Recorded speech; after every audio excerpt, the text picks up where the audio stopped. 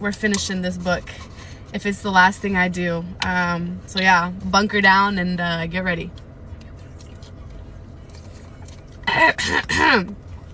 Okay, let's just get started. Chapter 45. Celaena panted as she and Nox lowered their swords, the weapons masters shouting at the 5 champions to get some water. Tomorrow was their last test before the duel. She kept her distance when Cain lumbered toward the water jug on the table by the far wall, watching his every movement. She eyed his muscles, his height, his girth. I hate that word. All strength stolen from the dead champions. She studied the black ring on his finger. Did it somehow have a connection to his horrible abilities? He hadn't even... Oh, a black ring? A black ring on his finger? Like the one that what's-his-name has? Parrington? He hadn't even looked all that surprised to see her alive when she'd entered the trading hall. He'd just given her a small, taunting smile and picked up his practice sword. Something the matter? Nox said, his breathing ragged as he stopped by her side. Cain, Grave, and Renault were talking amongst themselves. You were a bit off balance. How had Cain learned to summon that creature? And what was that blackness from whence it had appeared? There it goes. Was it truly just so he could win the competition? Or, Nox continued, do you have other thoughts on your mind? She shoved Cain out of her head. What? He grinned at her. It seems like you were rather enjoying the Crown Prince's attention at the ball. Mind your business, she snapped. Nox held up his hands. I didn't mean to pry. She walked to the water jug, not saying a word to Nox, as she poured herself a glass and didn't bother to offer him one. He leaned in as she set down the jug. The scars on your hand are new. She stuffed her hand into a pocket, her eyes flashing. Mind your own business, she repeated. She stepped away, but Nox grabbed her arm. You told me to stay in my rooms the other night, and those scars look like bite marks. They say Varen and Xavier were killed by animals. His gray eyes narrowed. You know something. She glanced over her shoulder at Cain, who was joking with Grave as if he weren't a demon-summoning psychopath. There are only 5 of us left. 4 make it to the duels and the tests tomorrow. Whatever happened to Varen and Xavier, it wasn't an accident. Not when their deaths occurred within 2 days of the tests. She shook her arm out of his grasp. Be careful, she hissed. Tell me what you know. She couldn't, not without sounding insane. If you were smart, you'd get out of this castle. Why? He shot a look to Cain. What aren't you saying? Brula finished his water and went to retrieve his sword. She didn't have much time before he called them to resume. I'm saying that if I didn't have any other choice but to be here, if it wasn't between this and death, I would be halfway across Aurelia by now and not looking back. Nox rubbed his neck. I don't understand a word of what you just said. Why don't you have a choice? I know things are bad with your father, but surely he won't. She silenced him with a pointed stare. And you're not a jewel thief, are you? She shook her head. Nox glanced at Cain again. Cain knows too. That's why he always tries to rile you, to get you to show who you truly are. She nodded. What difference did it make if he knew? She had more important things to worry about now. Like how she'd survive until the duels, or stop Cain. But who are you? Nox said. She bit her lip. You said your father moved you to Enderveer. That much is true. The prince went there to retrieve you. There's evidence of that journey. Even as he said it, his eyes slid towards her back. She could practically see the revelations as they bloomed in his mind. And you weren't in the town of Enderveer. You were in Enderveer. The salt mines. That explains why you were so painfully thin when I first saw you. Brullo clapped his hands. Come on, you lot. Drills. Nox and Celaena remained by the table. His eyes were wide. You were a slave in Enderveer? She couldn't form the words to confirm it. Nox was too smart for his own good. But you're barely a woman. What did you do to... His gaze fell on Kale and the guards who stood near him. Would I have heard your name before? Would I have heard that you were shipped to Enderveer? Yes, everyone heard when I went. She breathed and watched as he sorted through every name he'd ever heard associated with the place, then put the pieces together. He took a step back. You're a girl? Surprising, I know. Everyone thinks I'm older. Nox ran a hand through his black hair. And you can either be the king's champion or go back to Enderveer. That's why I can't leave. Brullo shouted at them to start their drills, and why I'm telling you to get out of the castle while you can. She shook her hand from her pocket and showed it to him.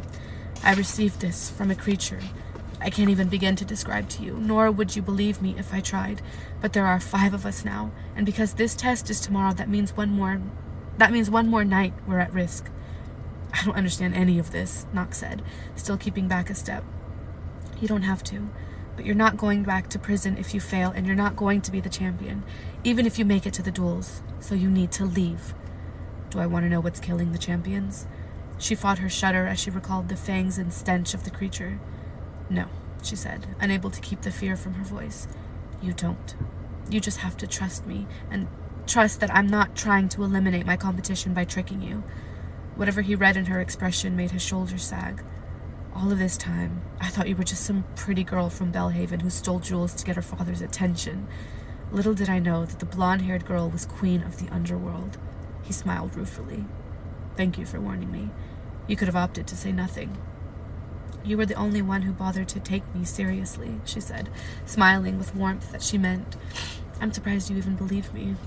Brullo shouted at them, and they began walking back to the group. Kale's eyes were hard upon them. She knew he'd question her about their conversation later. Do me a favor, Selena, Nox said. The sound of her name startled her. He brought his mouth close to her ear. Rip Kane's head off, he whispered with a wicked grin. Selena only smiled back at him and nodded. Nox left early that night, slipping out of the castle without a word to anyone. Aww. The clock chimed 5. And Kaltain fought the urge to rub her eyes as the opium oozed through. This fucking junkie. Oh my god. As the opium oozed through every pore of her body. In the light of the setting sun, the castle hallways were awash with red and orange and gold, the colors bleeding together. Parrington had asked her to join his dinner table in the Great Hall, and she normally wouldn't have dared to smoke before a public meal, but the headache that had plagued her all afternoon hadn't gotten any better. The hall seemed to stretch on forever. She ignored the passing courtiers and servants, focusing instead on the fading day. Someone approached from the other end, a smear of black against the golden orange light. Shadows seemed to leak from him, flowing onto the stones and the windows and the walls like spilled ink. She tried to swallow as she neared him, but found her tongue to be leaden and paper dry. Each step brought him closer, made him bigger and taller, and her heartbeat thundered in her ears. Perhaps the opium had gone bad. Perhaps she smoked too much this time. Amid the pounding in her ears and her head, the whisper of wings filled the air. What? Why the fuck am I picturing Azriel coming in this bitch right now?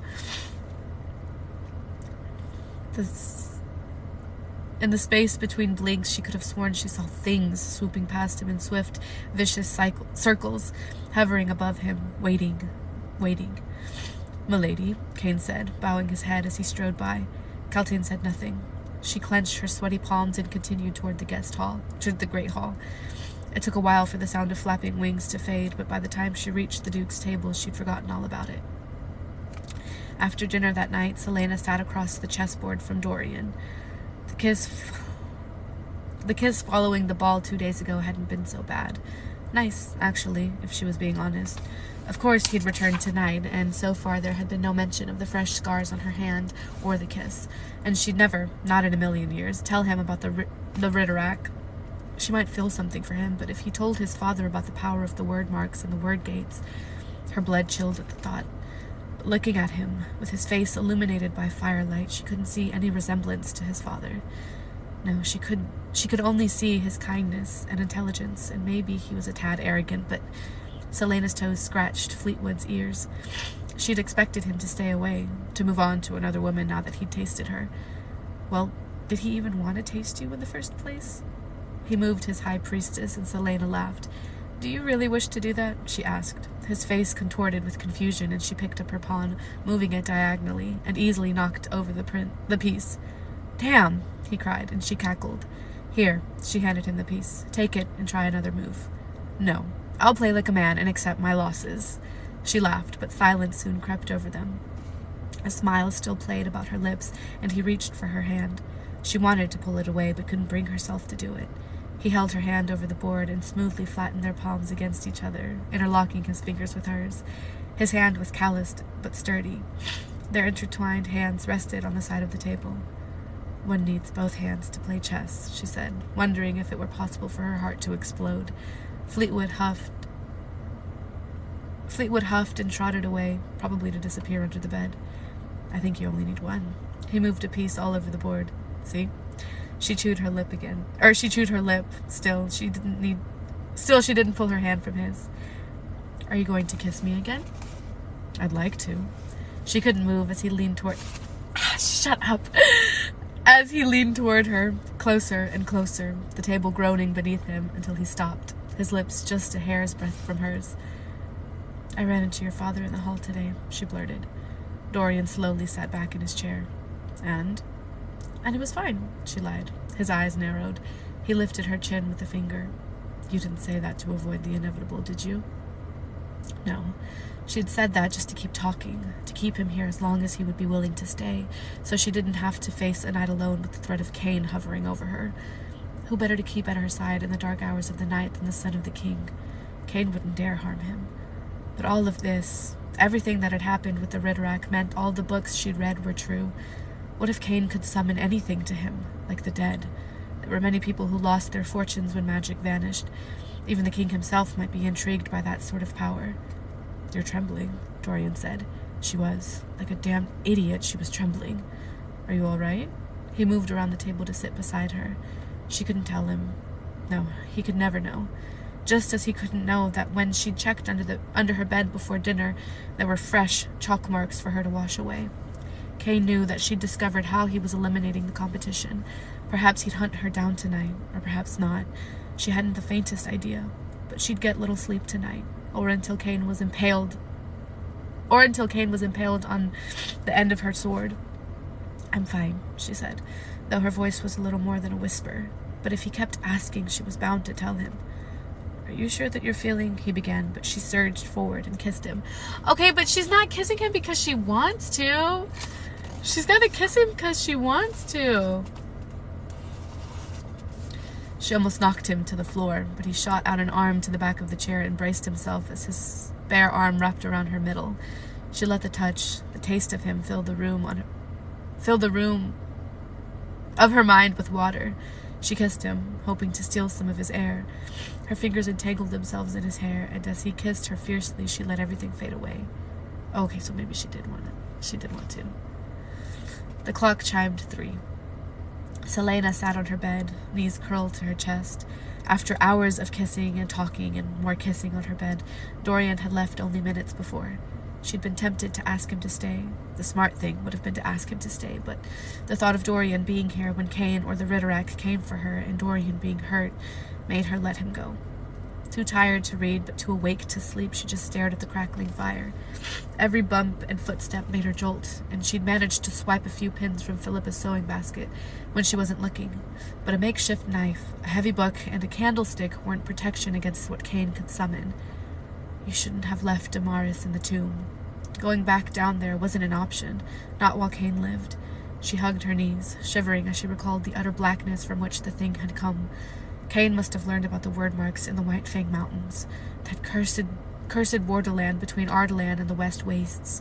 They said that evil still crept out of the ruins of the Witch Kingdom, and that old women with iron teeth still wandered the lonely roads in the mountain passes. The hair on her arms rose, and she grabbed a fur blanket from her bed to wrap around herself. If she could stay alive until the duel, she'd defeat Cain, and this would all be over.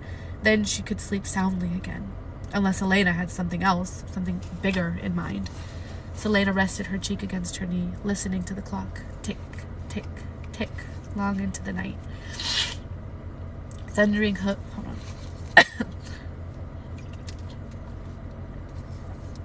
hooves beat the frozen ground, faster and faster as the rider whipped the horse. Snow and mud lay thick on the earth, and rogue snowflakes drifted through the night sky. Selena ran, swifter than her young legs could manage. Everything hurt. Trees ripped at her dress and hair. Stones sliced her feet. She scrambled through the woods, breathing so hard she couldn't muster the air to cry for help. She must reach the bridge. It couldn't cross the bridge. Behind her, a sword shrieked as it was drawn from its sheath. She fell, slamming into mud and rock. The sound of the approaching demon filled the air as she struggled to rise. but the mud held fast and she could not run. Reaching for a bush, her small hands bleeding, the horse now close behind, Selena gasped and awoke. She put a hand to her heart and pushed against her chest as it lifted and fell. It was a dream. The fire had dwindled to embers. A cold gray light seeped in through her curtains. It was only a nightmare. She must have dozed off at some point during the night. She clutched her amulet, running a thumb across the stone in the center. Some protection you were when that thing attacked me the other night. Frowning, she gently arranged her covers around Fleetfoot and stroked the dog's head for a moment. Dawn was near. She'd made it through another night. Sighing, Selena lay back and closed her eyes. A few hours later, when news of Nox's departure spread, she received notice that the last test had been cancelled. She would duel against Grave, Renault, and Kane tomorrow, and then her freedom would be decided. Oh boy.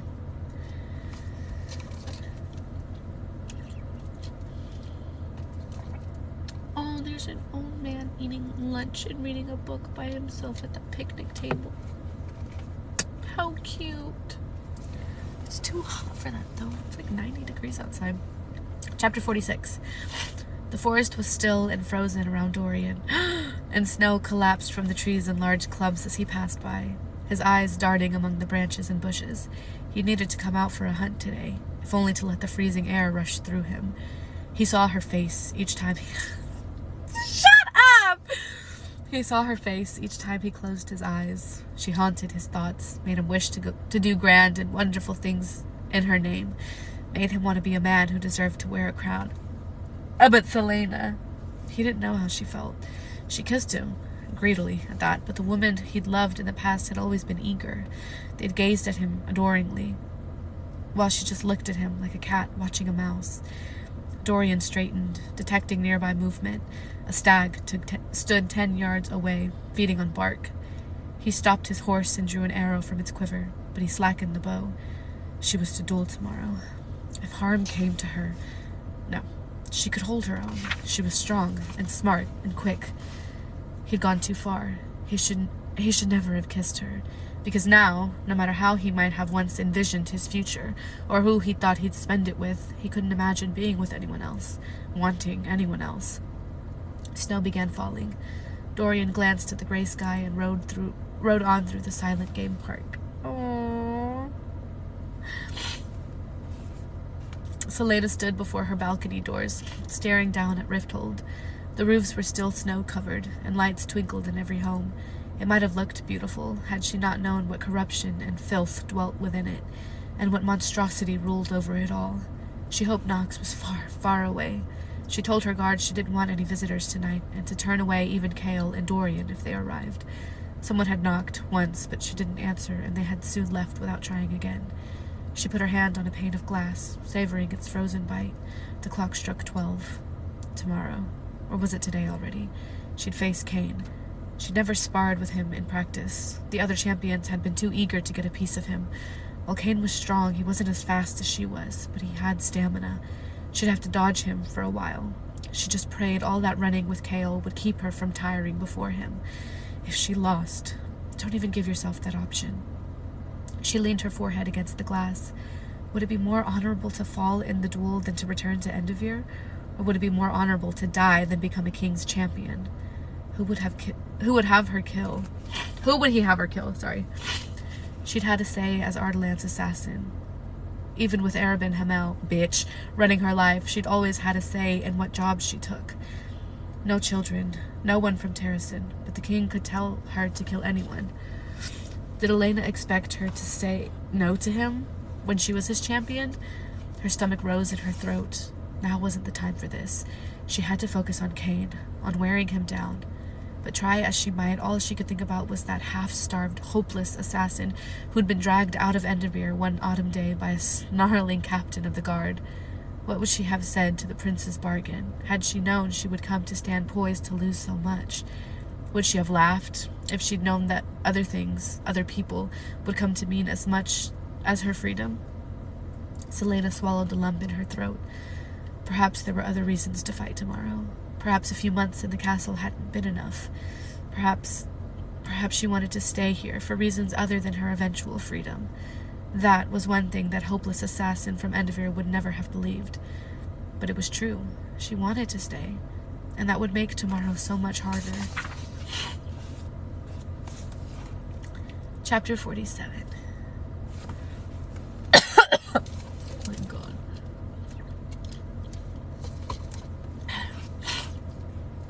Kaltain pulled her red cape around her, savoring its warmth. Why were the duels outside? She'd freeze before the assassin arrived. She fingered the vial in her pocket and glanced at the 2 goblets on the wooden table. The one on the right was for Sardathian. She must not confuse them. She looked to Parrington, who stood near the king. He had no idea what she'd do once Sardathian was out of the way, once Dorian was free again. Her blood grew warm and glittering. The Duke moved toward her, and Kaltain kept her eyes on the tiled veranda where the duel was to occur. He stopped in front of her, making a wall between her and the other council members so that none could see. "A bit chilly for an outside duel," he said. Kaltain smiled and let the folds of her cloak fall over the table as he kissed her hand. With a veil of red to conceal her stealthy, free hand, Kaltain flicked off the lid of the vial and dumped the contents into the wine. "Bitch!" The vial was back in her pocket as he raised himself, just enough to weaken Sardathian, to make her dizzy and disoriented. A guard appeared in the doorway, and then another. Between them strode a figure. She wore men's clothes, though Kaltain was forced to admit that her black and gold jacket was of fine make. It was strange to think of this woman as an assassin, but seeing her now, all of her oddities and faults made sense.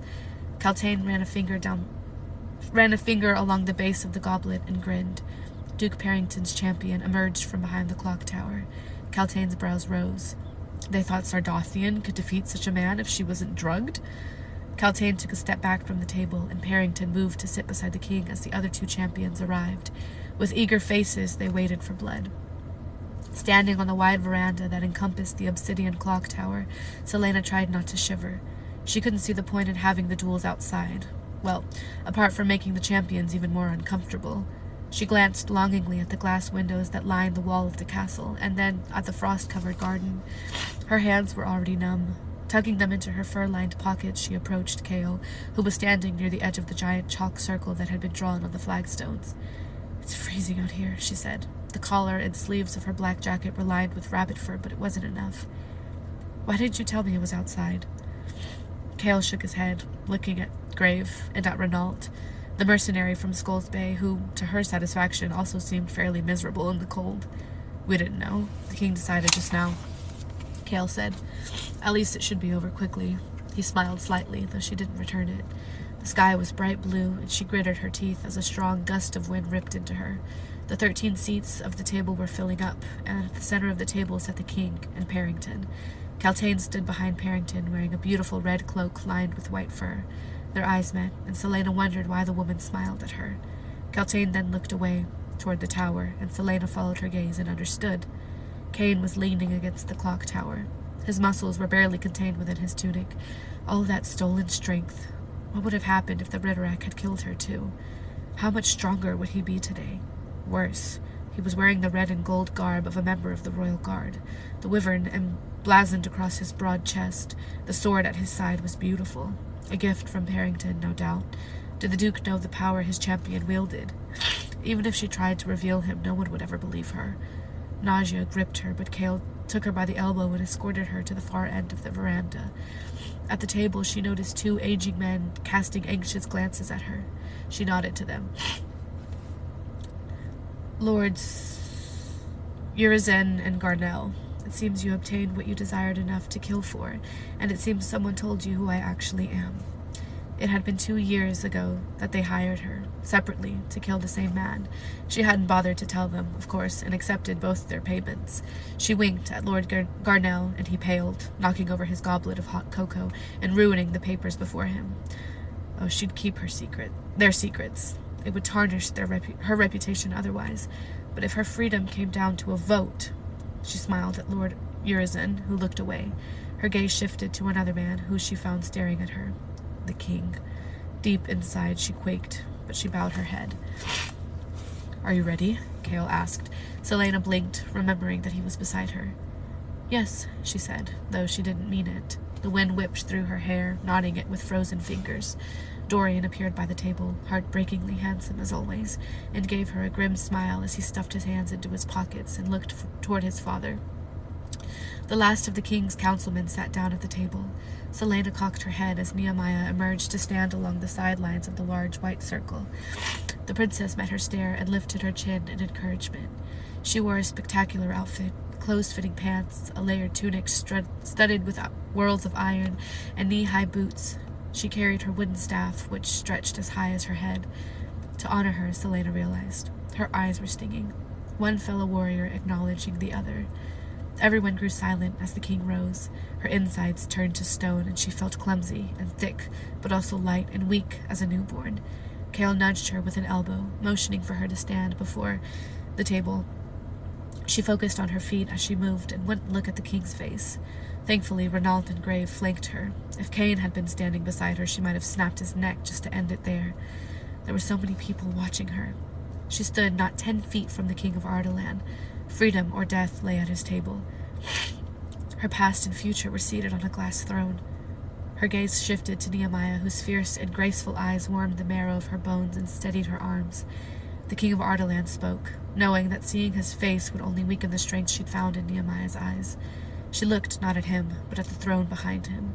She wondered if Kaltain's presence meant that Duke Parrington had told her who Celaena truly was.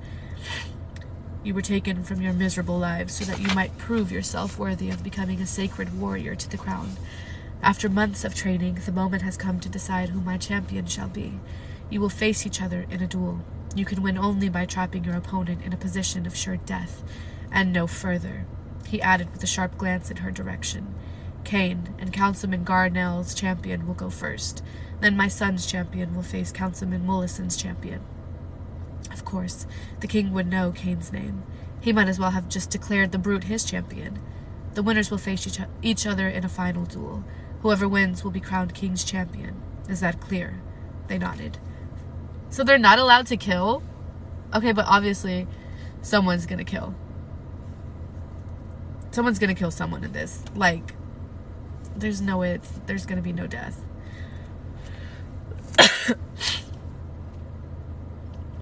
They nodded. For a heartbeat, she saw the king with stark clarity.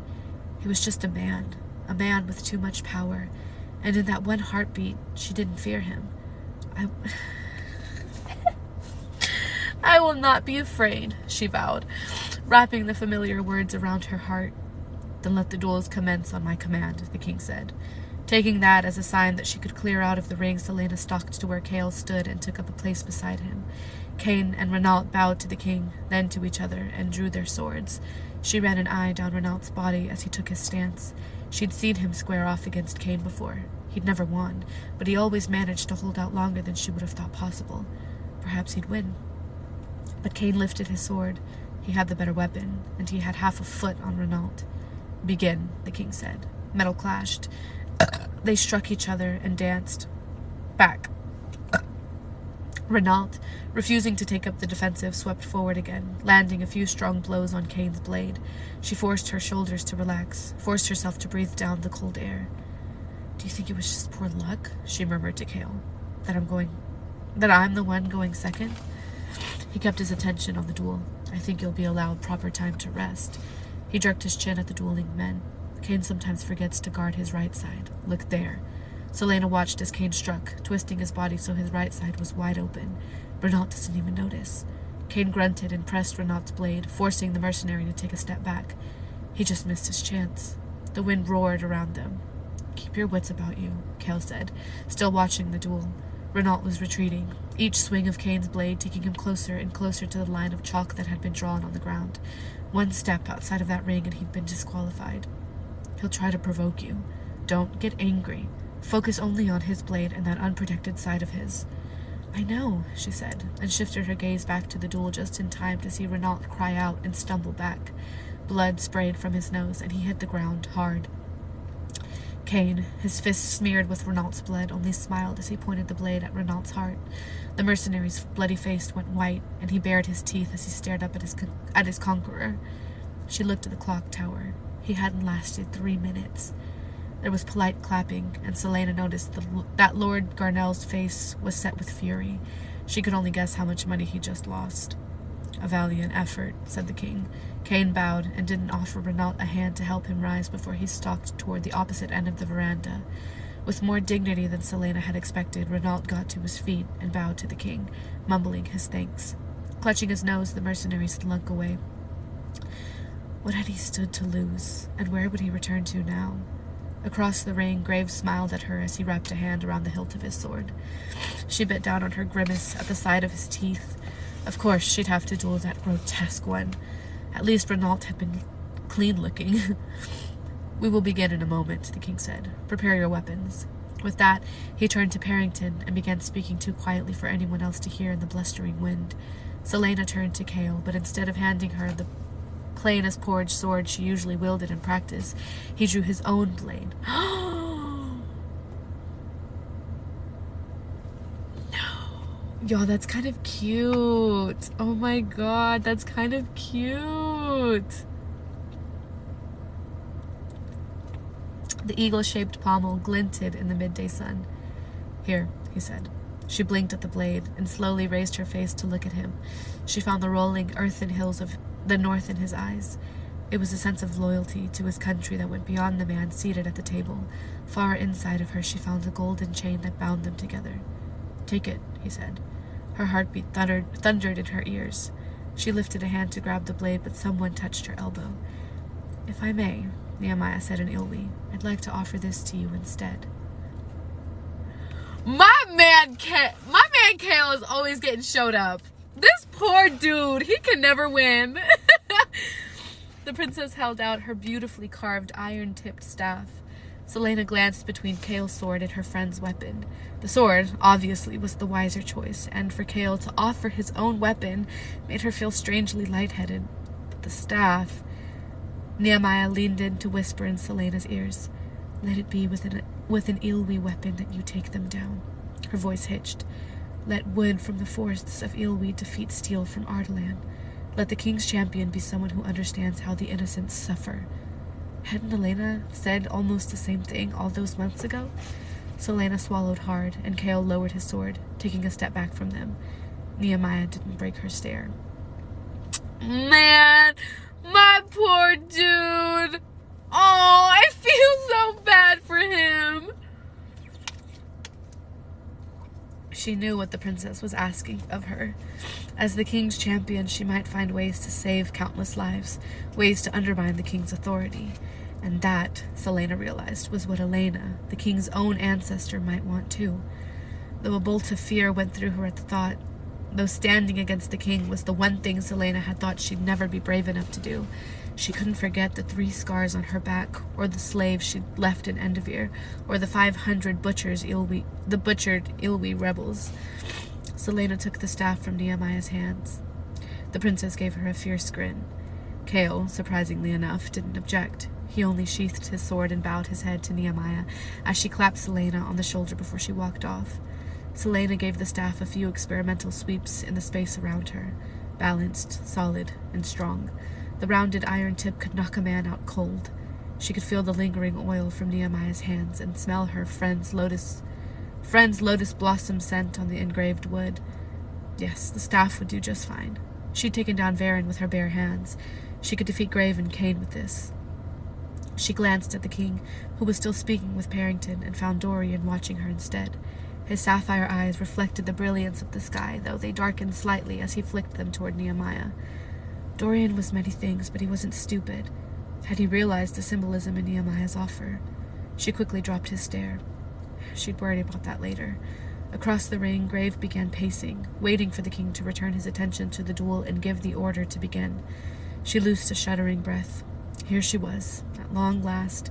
She gripped the staff in her left hand, taking in the strength of the wood, the strength of her friend. A lot could happen in a few minutes. A lot could change. She faced Cale. The wind ripped a few strands of her hair from her braid, and she tucked them behind her ears. "No matter what happens," she said quietly, "I want to thank you." Cale tilted his head to the side. "For what?" Her eyes stung, but she blamed it on the fierce wind and blinked away the dampness. "For making my freedom mean something." He didn't say anything. He just took the fingers of her right hand and held them in his thumb brushing the ring she wore. Let the second duel commence, the king boomed, waving a hand toward the veranda. Chaol squeezed her hand, his skin warm in the frigid air. Give him hell, he said. Grave entered the ring and drew his sword. Pulling her hand from Chaol's, Celaena straightened her spine as she stepped into the ring. She quickly bowed to the king, then to her opponent. She met Grave's stare and smiled as she bent her knees, holding the staff in 2 hands. You have no idea what you're getting yourself into, little man. Little man! Ooh! Hold on. I just spilled water on myself. Chapter 48. As she expected, Grave lodged himself at her, going straight for the center of the staff in his hope to break it. But Celaena whirled away. As Grave struck nothing but air, she slammed the butt of the staff into his spine. He staggered, but kept upright, turning on 1 foot as he charged after her again. She took the blow this time, angling her staff so he hit the bottom half. His blade wedged into the wood, and she jumped toward him, letting the force of his own blows snap the upper part of the staff straight into his face. He stumbled, but her fist was waiting. As it met with his nose, she savored the rush of pain through her hand and the crunch of his bones beneath her knuckles. She leapt back before he had a chance to strike. Blood gleamed as it trickled from his nose. Bitch, he hissed, and swung. She met his blade, holding the staff with both hands, pushing the wood shaft into his sword, even when it let out a splintering groan. She shoved him, grunting, and spun. She whacked the back of his head with the top of the staff, and he teetered, but regained his footing. He wiped at his bloody nose, eyes gleaming as he panted. His pock-marked face became feral, and he charged, aiming a direct blow to her heart. Too fast, too wild for him to stop. She dropped into a crouch as the blade sailed overhead and she lashed out at his legs. He didn't even have time to cry out as she swept his feet out from under him, nor did he have time to raise his weapon before she crouched over his chest, the iron-coated tip of the staff at his throat. She brought her mouth close to his ear. My name is Celaena Sardathian, she whispered, but it makes no difference if my name's Celaena, or Lillian, or bitch, because I'd still beat you, no matter what you call me. She smiled as she stood. He just stared up at her, his bloody nose leaking down the side of his cheek. She took the handkerchief from her pocket and dropped it on his chest. You can keep that, she said, before she walked off the veranda. Oh my god! This bitch is amazing! She intercepted Chaol as soon as she crossed the line of chalk. How long did that take? She asked. She found Nehemiah beaming at her, and Celaena lifted her staff a little in salute. 2 minutes. She grinned at the captain. She was hardly winded. Better than Kane's time, and certainly more dramatic, Chaol said. Was the handkerchief really necessary? She bit down on her lip and was about to reply when the king stood. The crowd quieted. Wine. For the winners, he said. Oh, shit. Oh, shit. And Kane stalked from his place on the sidelines to stand before the king's table. Celaena remained with Chaol. The king gestured at Kaltain, who obediently picked up a silver tray containing 2 goblets. She gave one to Kane, then walked over to Celaena and handed her the other before pausing in front of the king's table. Out of good faith and honor to the great goddess, Kaltain said in a dramatic voice. Celaena wanted to punch her. May it be your offering to the mother who bore us all. Drink, and let her bless you and replenish your strength. I almost called her the C word. Oh, that would have surely gotten me banned. Who had written that little script? Kaltain bowed to them, and Celaena raised the goblet to her lips. The king smiled at her, and she tried not to flinch as she drank. Fuck! Fuck! I was hoping she would be a little bit better of an assassin and smell it before she drank it.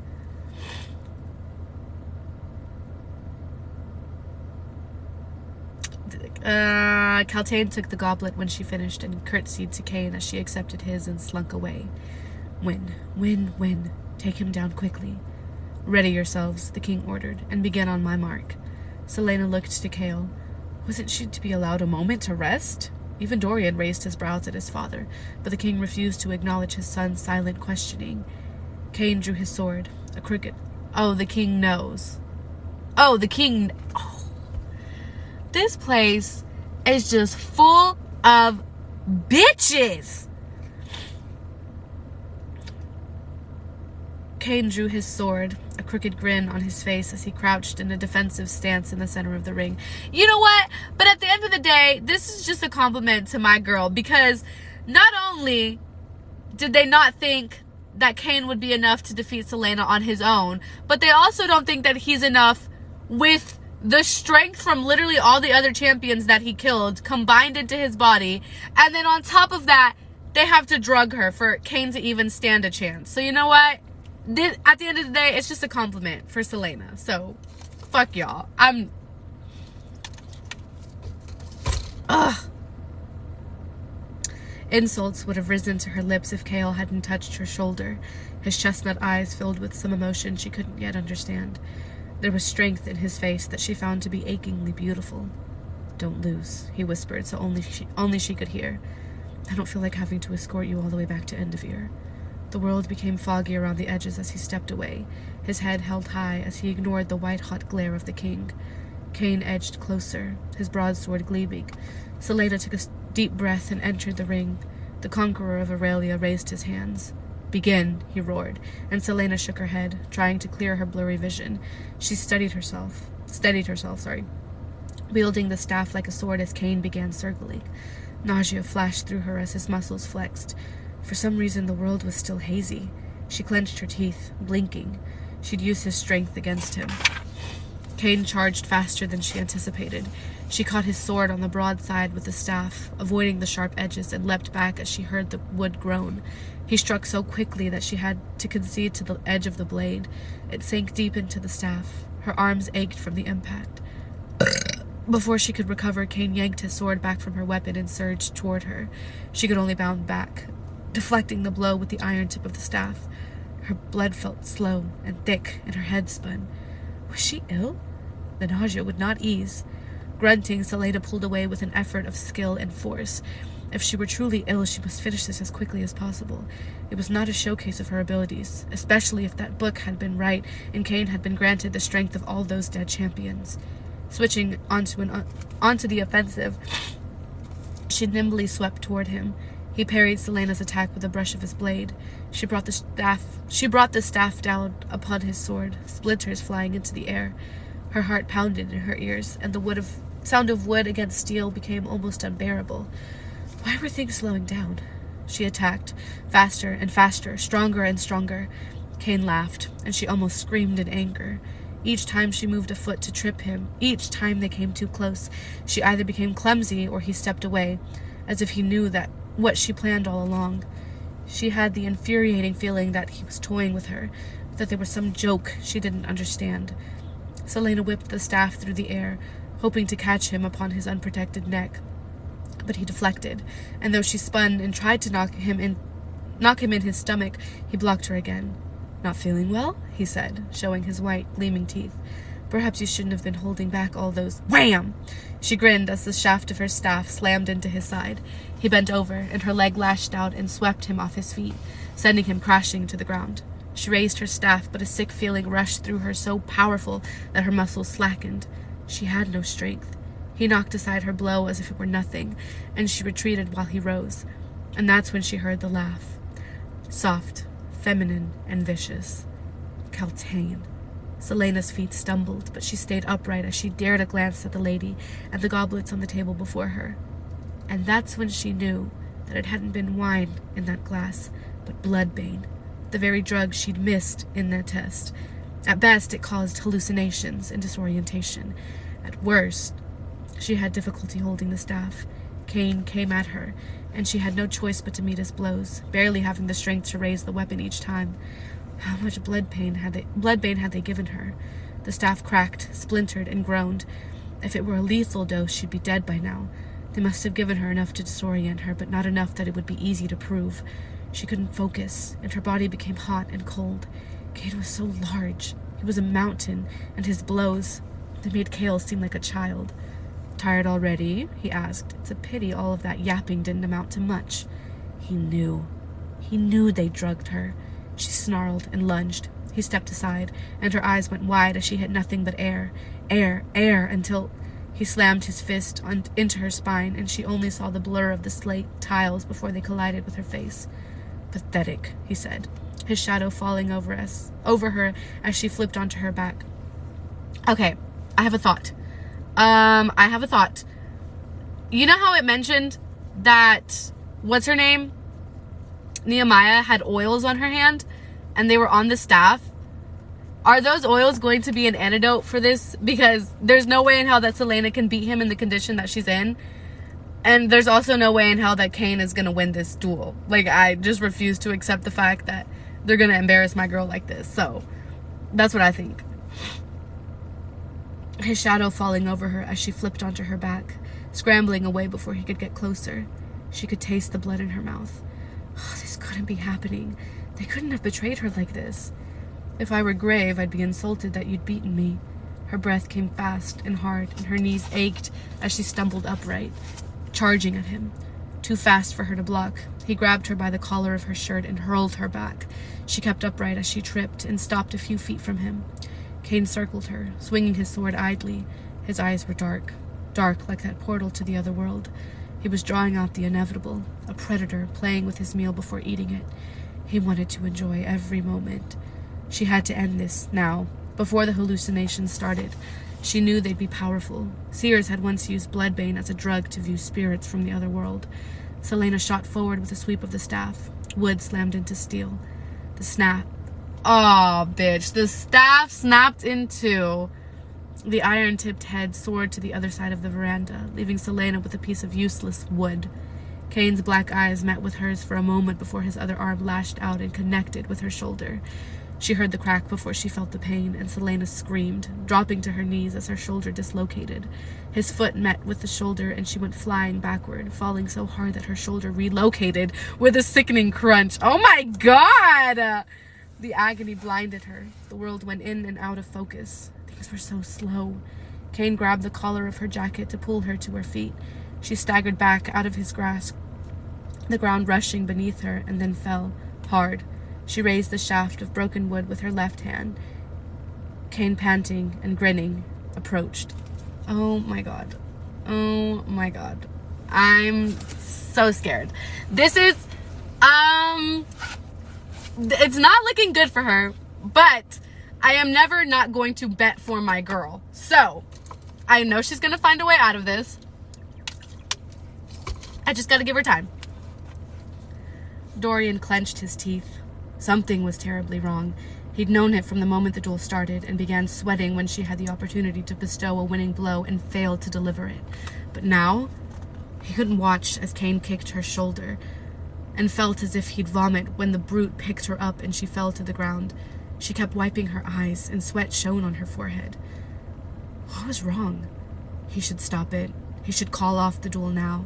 Let her start tomorrow with the sword and her senses.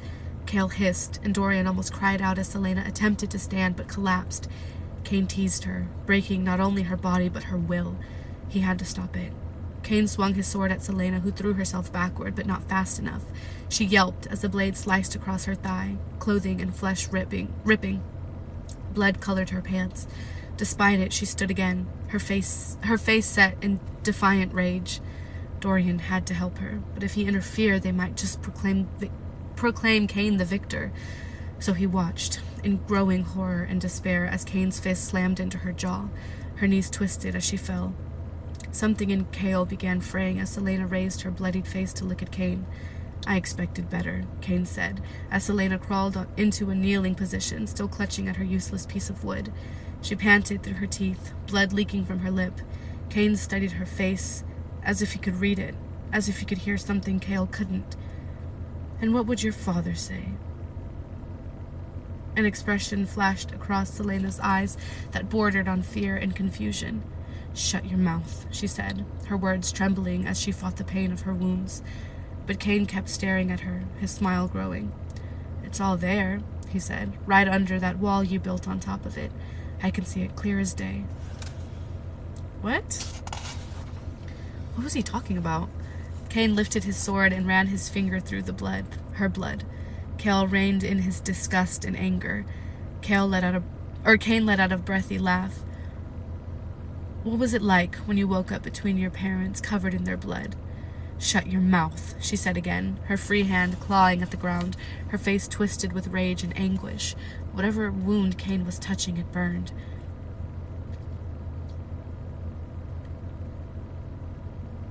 "Your mother was a pretty young thing, wasn't she?" Cain said. "Be quiet." She tried to surge to her feet, but her injured leg kept her down. She gasped for breath. How did Cain know these things about Selena's past? Cale's heart pounded wildly, but he could do nothing to help her. She let out a wordless scream that shattered through the frozen wind as she scrambled to her feet. Her pain lost in her fury, she swung at his blade with the remnant of the staff. "Good," Cain panted, pressing her staff so hard that his blade sank into the wood. But not good enough. He shoved her, and as she staggered back a step, he brought up his leg and kicked her in the ribs. She went flying. Cale had never seen anyone struck that hard. Selena hit the ground and flipped over and over and over until she slammed into the clock tower. Her head whacked against the black stone, and he bit down on his yell, forcing himself to remain on the sidelines, forcing himself to watch as Cain broke her apart, piece by piece. How had it gone wrong so quickly? She trembled as she raised herself to her knees, clutching her side. She still held on to the remnant of Nehemiah's staff as if it were a rock in the middle of a violent sea. Selena tasted blood as Cain seized her again, dragging her across the floor. She didn't try to fight him.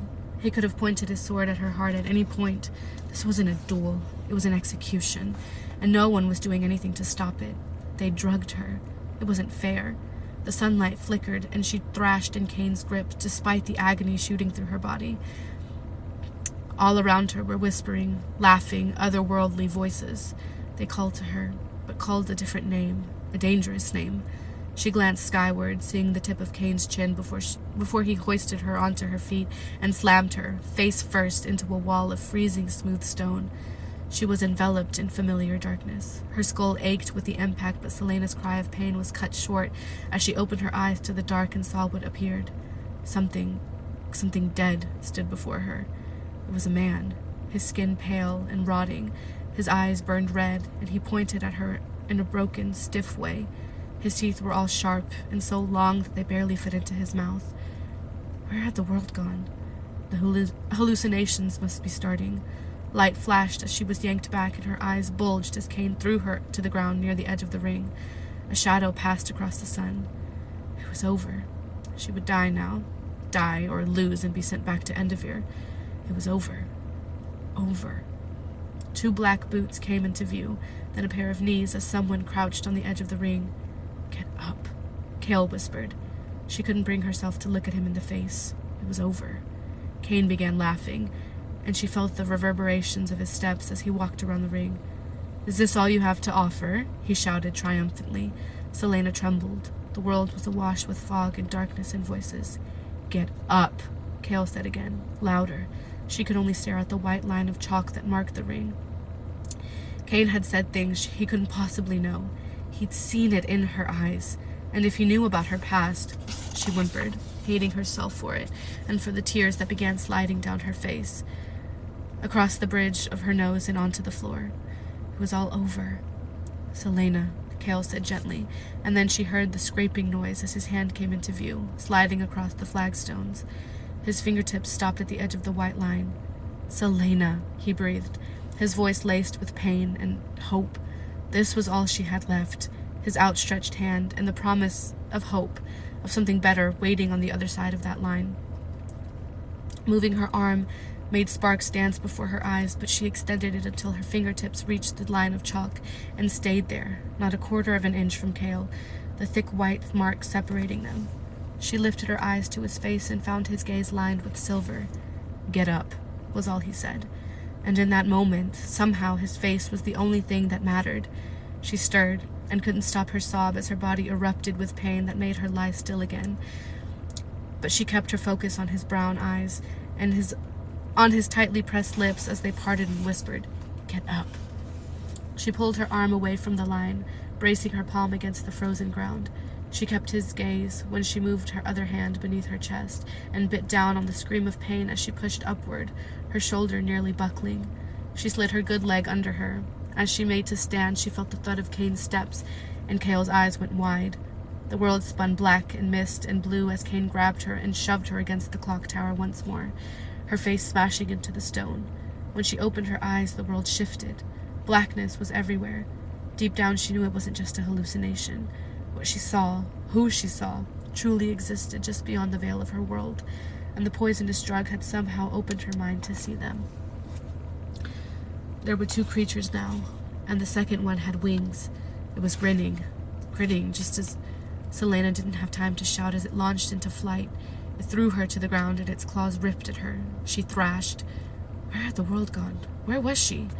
There were more of them. More appeared. The dead. Demons. Monsters. They wanted her. They called her name. Most of them had wings, and the ones that didn't were carried in the talons of others. They struck as they passed, their claws slicing her flesh. They were going to bring her inside their realm, and the tower was the gaping portal. She would be devoured. Terror like she'd never known, took over. Selena covered her head as they swept upon her, and she blinked and she kicked blindly. Where had the world gone? How much poison had they given her? She was going to die. Freedom or death. Defiance and rage mixed in her blood. She swung her free arm, and it met with a shadowy face with burning coals for eyes. The darkness rippled, and Kane's gaping features appeared. There was sun here. This was reality. How long did she have before another wave of the poison-induced visions took over? Kane reached for her throat, and she flung herself backward. All that he managed to grab was her amulet. With a resounding snap, the eye of Elena ripped from her neck. The sunlight disappeared, and the blood-bane seizing control of her mind again, and Selena found herself before an army of the dead. The shadowy figure that was Kane raised his arm, dropping the amulet upon the ground. They came for her.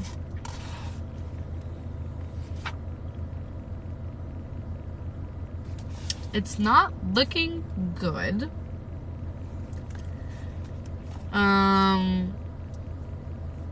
Yeah, girl.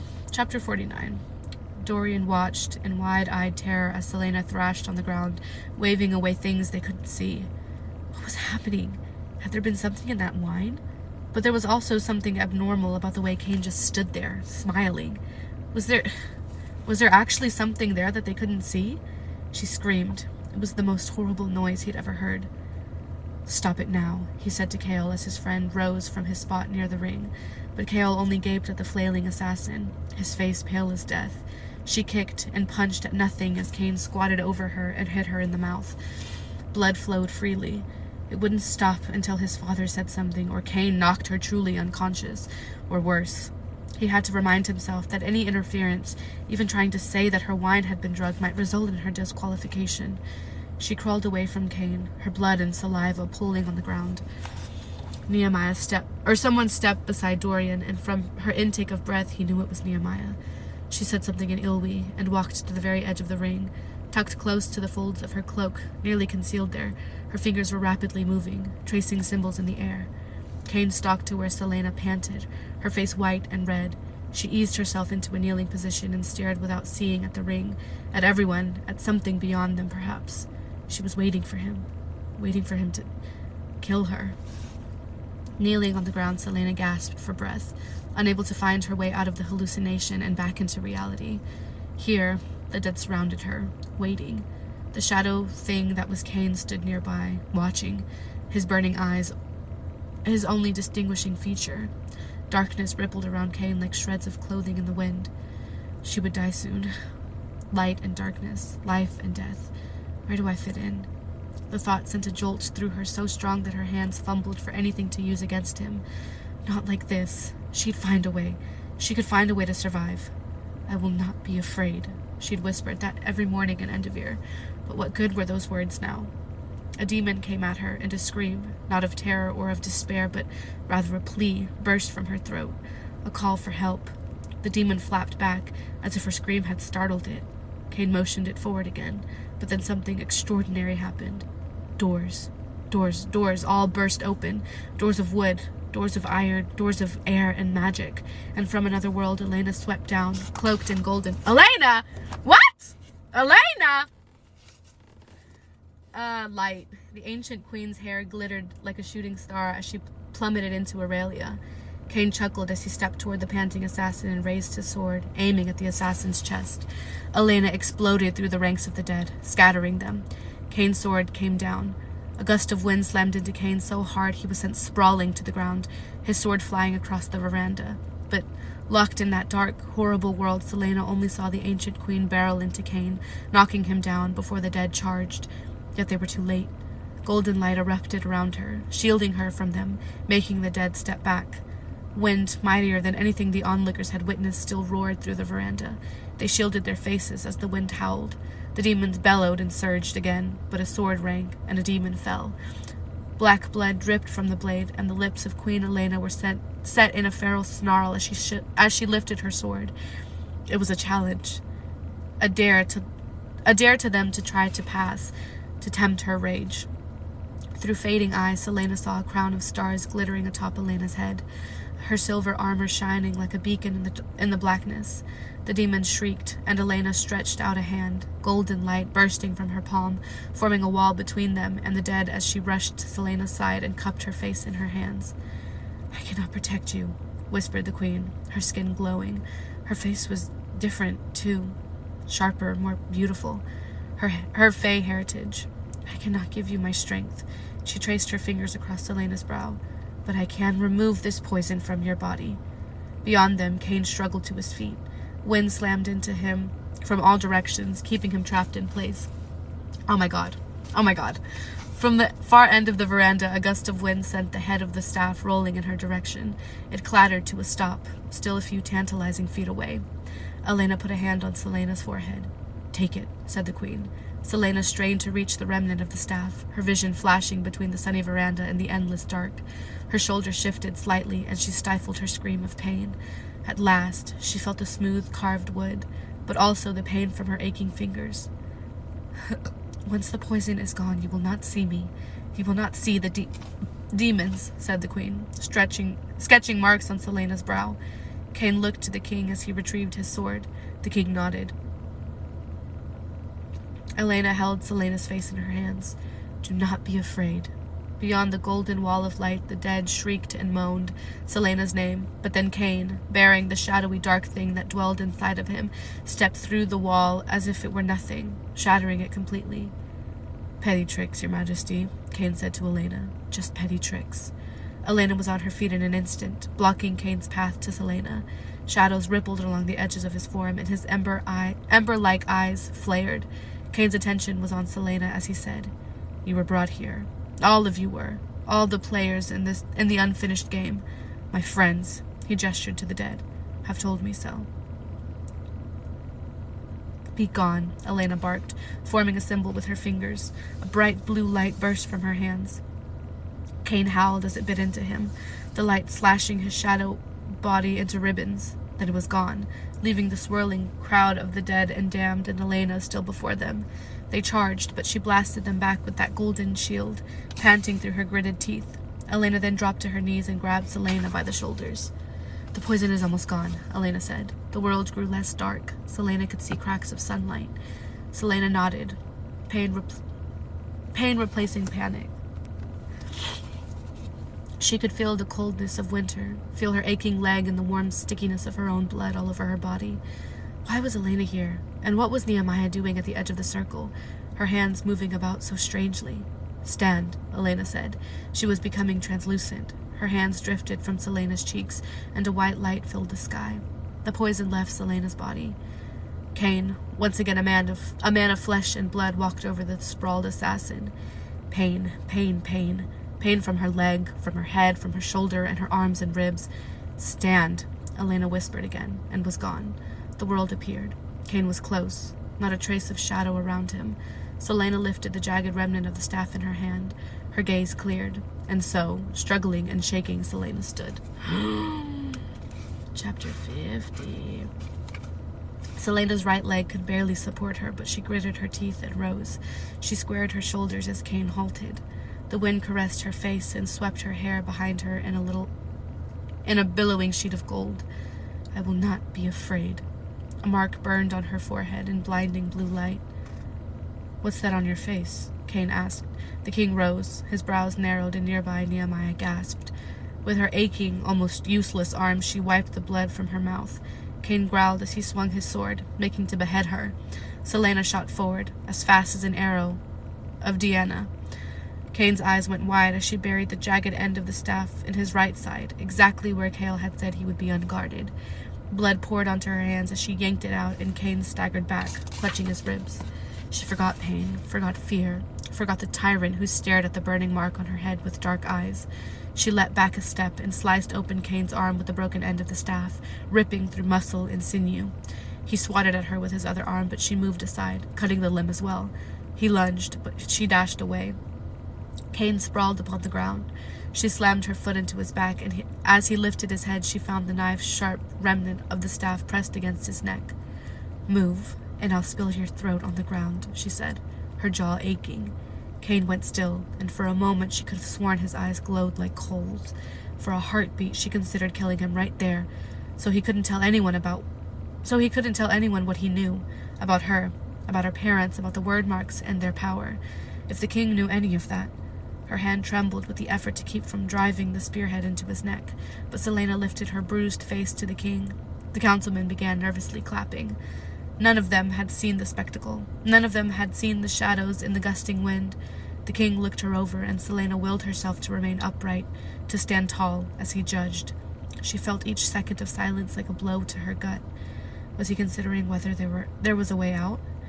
After what seemed to be a lifetime, the king spoke.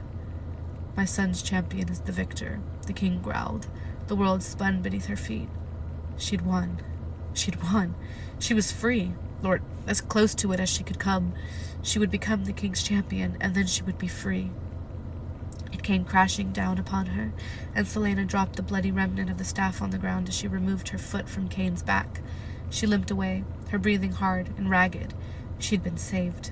Elena had saved her, and she had won. Nehemiah was exactly where she'd been standing before, smiling faintly, only the princess collapsed, and her bodyguards rushed to her side. Celaena made a move to her friend, but her legs gave out, and she fell to the tiles. Dorian, as if released from a spell, dashed to her, throwing himself to his knees beside her, murmuring her name again and again. But she barely heard him. Huddled on the ground, hot tears slid down Celaena's face. She'd won. Through the pain, Celaena began laughing.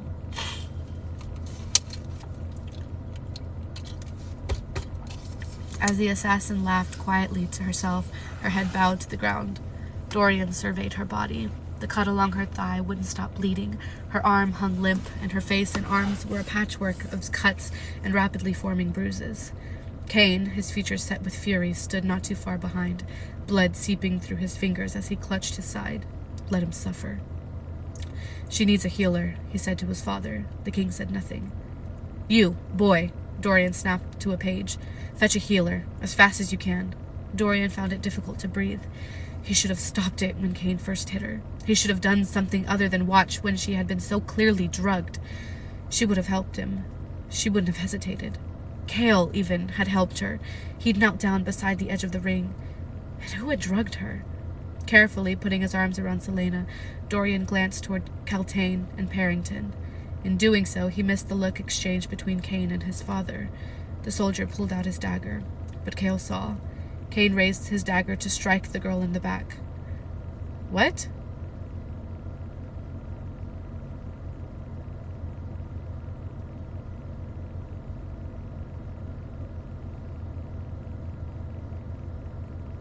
Carefully putting his arm around Celaena.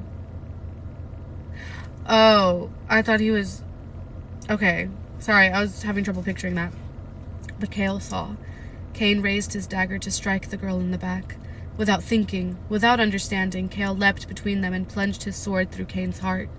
Blood erupted everywhere, showering Cale's arms, his head, his clothes. The blood reeked, somehow, of death and decay. Kane fell, hitting the ground hard. The world became silent. Cale watched the last breath issue from Kane's mouth, watched him die. When it was over and Kane's eyes stopped seeing him, Cale's sword clattered to the ground. He dropped to his knees beside Kane, but didn't touch him. What had he done? Cale couldn't stop staring at his blood-soaked hands. He'd killed him. "Cale," Dorian breathed. In his arms, Celaena had gone utterly still. "What have I done?" Cale asked him. Celaena made a small noise and began shaking. 2 guards helped lift him up, but Cale could only stare at his bloody hands as they helped him away. Dorian watched his friend disappear into the castle and then return to the assassin. His father was already yelling about something. She trembled so badly that her wounds leaked further. He shouldn't have killed him. Now he... She let out a gasping breath. She saved me, she said, burying her face in his chest. Dorian, she took the poison out of me. She... Oh, gods, I don't even know what happened. Dorian had no idea what she was talking about, but he held her tighter. Dorian felt the eyes of the council upon them, weighing and considering every word out of her mouth, every move or reaction of his. Damning the council to hell, Dorian kissed her hair. The mark on her brow had faded. What had she meant? What had any of it meant? Cain had touched a nerve in her today. When he had mentioned her parents, she'd lost control entirely. He'd never seen her that wild, that frantic.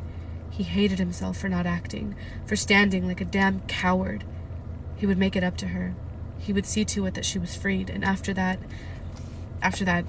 she didn't fight him when he carried her to her rooms, instructing the physician to follow. He was done with politics and intrigue. He loved...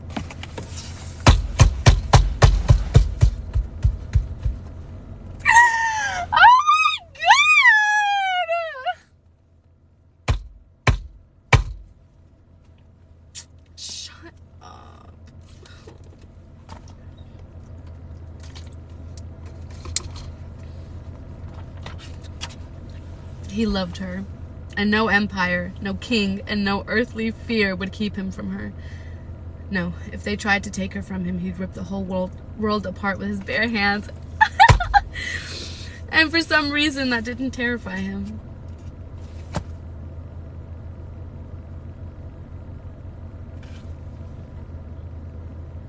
Team Dorian or Team Chaol? Team Dorian. Without a doubt. I wish he would be a little bit more observant, though. Kaltain watched in despair and bewilderment as Dorian carried the weeping assassin in his arms. How had she beaten Cain when she'd been drugged? Why was she not dead? Seated beside the glowering king, Parrington fumed. The councilman scribbled on paper. Kaltain drew the empty vial from her pocket. Hadn't the Duke given her enough bloodbane to seriously impair the assassin? Why wasn't Dorian crying over her corpse? Why wasn't she holding Dorian, comforting him? The pain in her head erupted, so violent that her vision went obsidian, and she stopped thinking clearly. Kaltain approached the Duke and hissed in his ear. I thought you said this would work. She fought to keep her voice at a whisper. I thought you said this damn drug would work. The king and the Duke stared at her, and the councilman exchanged glances as Kaltain straightened. Then, slowly, the Duke rose from his seat. Why is that in your hand? The Duke asked a bit too loudly. You know what it is, she seethed, trying to keep her voice down, even as the pain in her head turned into a thunderous roar. She could scarcely think straight. She could only answer to the fury inside of her. The damn poison I gave her, she murmured, so only Parrington could hear. Porrington? You hear me? Poison? Parrington asked, so loud Kaltain's eyes grew wide. You poisoned her? Why would you do that? He motioned to 3 guards. Why did the king not speak? Why did he not come to her aid? Parrington had given her the poison based on the king's command. Hadn't he? The council members looked at her accusingly, whispering among themselves. You gave it to me, she said to the Duke. Parrington's orange brows furrowed. What are you talking about? Kaltain started forward. You scheming son of a harlot. Restrain her, please, the Duke said, blandly, calmly, as if she were no more than a hysterical servant, as if she were nobody. I told you, the Duke said into the king's ears, that she'd do anything to get the words were lost as she was dragged away. There was nothing, no emotion at all in the Duke's face. He had played her like a fool. Damn. Kaltain struggled against the guards. Your Majesty. Sorry, I have to burp. Or cough. Your Majesty, please. His Grace told me that you... The Duke merely looked away. I'll kill you, she screamed at Parrington. She turned to the king, beseechingly, but he, too, looked away, his face crumpled with distaste. He wouldn't listen to anything she said, no matter what the truth was. Parrington had been planning this for too long, and she'd played right into his hands. He'd acted and besotted fool He'd acted the besotted fool only to plunge a dagger into her back. Kaltain kicked and thrashed against the guard's grip, but the king's table became smaller and smaller. As she reached the doors to the castle, the Duke grinned at her, and her dreams shattered. It's what she deserves. Don't feel bad for her. She's dumb. Chapter 51. Now, girl, I said we were finishing today. We're finishing today. The next morning, Dorian kept his chin high as his father stared at him. He didn't lower his gaze, no matter how many silent seconds ticked by. After his father had allowed Cain to toy with and hurt Celaena for so long, when she'd clearly been drugged. It was a miracle Dorian hadn't snapped yet, but he needed this audience with his father. Well, asked the king at last, I wish to know what will happen to Chaol for killing Cain. His father's black eyes gleamed. What do you think should happen to him? Nothing, said Dorian. I think he killed him to defend the assassin. You think the life of an assassin is worth more than that of a soldier? Dorian's sapphire gaze darkened. No, but I believe there was no honor in stabbing her in the back after she'd won. And if he ever found that Perrington or his father had sanctioned it, or somehow played a hand in Kaltain drugging her, Dorian's hands clenched into fists at his sides. Honor, the king of Ardalan stroked his beard. And would you have slain me if I tried to kill her in such a matter? You're my father, he said carefully. I would trust that the choice you made was correct. What a cunning liar you are, almost as good as Perrington. So you won't punish Chaol? I see no reason why I should rid myself of a perfectly capable captain of the guard. Dorian sighed. Thank you, father. The gratitude in his eyes was genuine. Is there anything else? Asked the king offhandedly. Dorian glanced at the window, then back to his father, steeling his nerve once more. The second reason he'd come. I want to know what you're going to do with the assassin, he said, and his father smiled in a way that made Dorian's blood run cold. The assassin, his father mused. She was rather disgraceful at the duel. I don't know if I can have a blubbering woman as my champion, poison or no. If she'd been really good, she would have noticed the poison before she drank. Perhaps I should send her back to Endervere. Dorian's temper flared with dizzying speed. You're wrong about her, he began, but then shook his head. You'll not see her otherwise, no matter what I tell you. Why should I see an assassin as anything but a monster? I brought her here to do my bidding, not to meddle in the life of my son and empire. Dorian bared his teeth. He'd never dared look at his father like this. It thrilled him, and his father slowly sat down. Dorian wondered if the king was considering whether he had become a genuine concern. To Dorian's surprise, he realized that he didn't care. Perhaps the time had come for him to start questioning his father. She's not a monster, Dorian said. Everything she's done, she did to survive. Survive? Is that the lie she told you? She could have done anything to survive, but she chose killing. She enjoyed killing. She has you at her beck and call, doesn't she? Oh, how clever she is. What a politician she'd have made if she'd been born a man. A deep-throated growl rippled from Dorian. You don't know what you're talking about. I have no attachment to her. But in that one sentence, Dorian made his mistake, and he knew that his father had found his new weak spot, the overwhelming terror that Celaena would be ripped from him. His hands slackened at his sides. The king of Ardalan looked at the crown prince. I shall send her my contract whenever I get around to it. Until then, you'd do well to keep your mouth shut about it, boy. Dorian drowned in the cold rage that lay inside of him, yet an image came vividly to his mind. Nehemiah handing Celaena her staff at the duel. Nehemiah was no fool. Like him, she knew that symbols held a special kind of power. Though Celaena might be his father's champion, she'd gained the title using a weapon from Ilwi. And while Nehemiah might be playing a game that she had no chance of winning, Dorian couldn't deny that he greatly admired the princess for daring to play in the first place. Perhaps he might someday work up the nerve to demand retribution for what his father had done to those rebels in Ilwi. Not today. Not yet. But maybe he could make a start. So he faced his father, and kept his head held high as he said, Perrington wishes to use Nehemiah as some sort of hostage in order to make the Ilwi rebels obey. His father cocked his head. Does he now? It's an interesting idea. Do you agree? Though Dorian's palms began sweating, he schooled his features into neutrality as he said, No, I don't. I think we're better than that. Are we?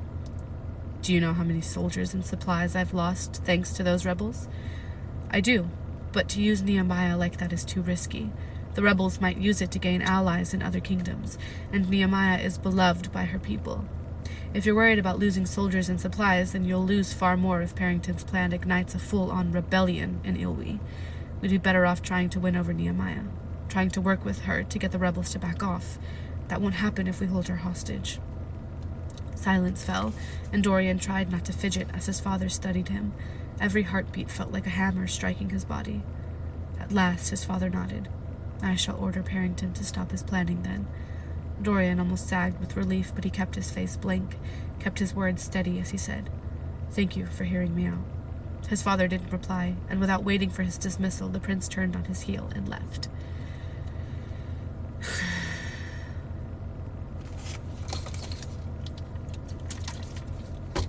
The king makes me want to shove my head into a meat grinder. Selena tried not to wince at the pain that shot through her shoulder and leg as she awoke. Swaddled in blankets and bandages, she glanced at the clock on the mantelpiece. It was almost 1 in the afternoon. Her jaw hurt as she opened her mouth. Selena didn't need a mirror to know that she was covered in nasty bruises. She frowned, and her face throbbed at the movement. Undoubtedly, she looked hideous. She tried unsuccessfully to sit up. Everything hurt. Her arm was in a sling, and her thighs stung as her legs moved under the covers. She didn't remember much of what had happened after the duel yesterday, but at least she wasn't dead, either by Cain or by the king's order. Her dreams last night had been filled with Nehemiah and Elena, though. More often than not, they disappeared into visions of demons and the dead, and those things Cain had said. The nightmares were so terrible that Selena barely slept, despite her pain and exhaustion. She wondered what had become of Elena's amulet. She had a feeling the nightmares were due to its absence, and wished repeatedly for it to be restored to her, even though Cain was now dead. The door to her chambers opened, and she found Nehemiah standing in the doorway. The princess only smiled slightly at her as she closed the bedroom door and approached. Fleetwood lifted her head, her tail slapping against the bed as she wagged it in earnest. "Hello," Selena said in Ilwi. "How are you feeling?" Nehemiah replied in the common tongue, without a hint of her accent. Fleetwood climbed over Selena's sore legs to greet the princess. "Exactly how I look," Selena said, her mouth aching at the movement. Nehemiah took a seat on the edge of the mattress. As it shifted beneath her, Selena winced. Recovery wasn't going to be easy. Fleetfoot, done licking and sniffing at Nehemiah, curled up in a ball between them and went to sleep. Selena buried her fingers in her velvet soft ears. "I won't waste time dancing around the truth," Nehemiah said. "I saved your life at the duel." She had a hazy memory of Nehemiah's fingers making strange symbols in the air. "I didn't hallucinate all of that? And you saw everything, too?" Selena tried to sit up a little higher, but found it too painful to move an inch. "No, you didn't," the princess said. "And yes, I saw everything that you saw. My gifts enable me to see what others normally cannot. Yesterday, the bloodbane Kaltain put in your wine made you see it, too, what lurks beyond the veil of this world. I don't think Kaltain intended that effect, but it reacted to your blood in that way. Magic calls to magic." Selena shifted uncomfortably at the words. "Why did you pretend to not understand our language all these months?" Selena asked, eager to change the subject, but also wondering why the question stung as much as her wounds. "It was originally a defense," Nehemiah said, gently setting her hand on Selena's good arm. "You'd be surprised how much people are willing to reveal when they think you can't understand them. But with each day that I pretended to not know anything, being around you became harder and harder. But why make me give you lessons?" Nehemiah looked up at the ceiling. "Because I wanted a friend. Because I liked you. So you truly were reading that book when I came across you in the library?" Nehemiah nodded. I was doing research on the word marks, as you call them in your language. I lied to you when I said I didn't know anything about them. I know all about them. I know how to read them, and I know how to use them. My entire family does, but we keep it secret, passed down from generation to generation. They are only to be used as a last defense against evil, or in the gravest of illnesses. And here, with Magic Band, well, even though the word marks are a different kind of power, I'm sure that if people discovered I was using them, I'd be imprisoned for it." Selena tried not to sit up straighter, cursing herself for being unable to move wanting to faint from pain. You were using them? Nehemiah nodded gravely. We keep them a secret because of the terrible power that they wield. Terrible in that it can be used for good or evil. The most have used their power for wicked deeds. Since the moment I arrived here, I was aware that someone was using the word marks to call forth demons from the other worlds, realms beyond our realm. That fool Cain knew enough about the word marks to summon the creatures, but didn't know how to control them and send them back. I've spent months banishing and destroying the creatures he summoned. That is why I've sometimes been absent. Shame burned on Selena's cheeks. How could she ever have believed Nehemiah was the one killing the champions? Selena lifted her right hand so she could see the scars on it. That was why you didn't ask questions the night my hand was bitten. You used the word marks to heal me. I still don't know how or where you came across the Ridderak, but I think that's a tale for another time. Nehemiah clicked her tongue. The marks you found under your bed were drawn by me. Selena jolted a bit at that. She hissed as her body gave a collective, miserable throb of pain. Those symbols are for protection. You have no idea what a nuisance it was to have to keep redrawing them every time you washed them away. A smile tugged on the edges of Nehemiah's full lips. Without them, I think the Ridderak would have been drawn to you far sooner. Why? Because Cain hated you, of course, and wanted to eliminate you from the competition. I wish he weren't dead, so I might ask him where he learned to rip open portals like that. When the poison made you hover between worlds, his very presence somehow brought those creatures to the in-between to shred you apart. Though after all he's done, I think he deserved Cale running him through like that. Selena looked toward the bedroom door. She still hadn't seen Cale since yesterday. Had the king punished him for all that he had done to help her? That man cares for you more than either of you realize, Nehemiah said, a smile in her voice. Selena's face burned. Nehemiah cleared her throat. I suppose you wish to know how I saved you. If you're so willing, Selena said, and the princess grinned. With the word marks, I was able to open a portal into one of the realms of the other world and let through Elena, first queen of Ardalan. You know her? Selena raised a brow. No, but she answered my call for help. Not all realms are full of darkness and death. Some are filled with creatures of good, beings that, if our need is great enough, will follow us into Aurelia to help in our task. She heard your plea for help long before I opened the portal. Is it possible to go to these other worlds? Selena vaguely recalled the word gates that she'd stumbled across in that book months and months ago. Nehemiah studied her carefully. I don't know. My schooling isn't yet completed, but the queen was both in and not in this world. She was in the in-between, where she could not fully cross over, nor could the creatures that you saw.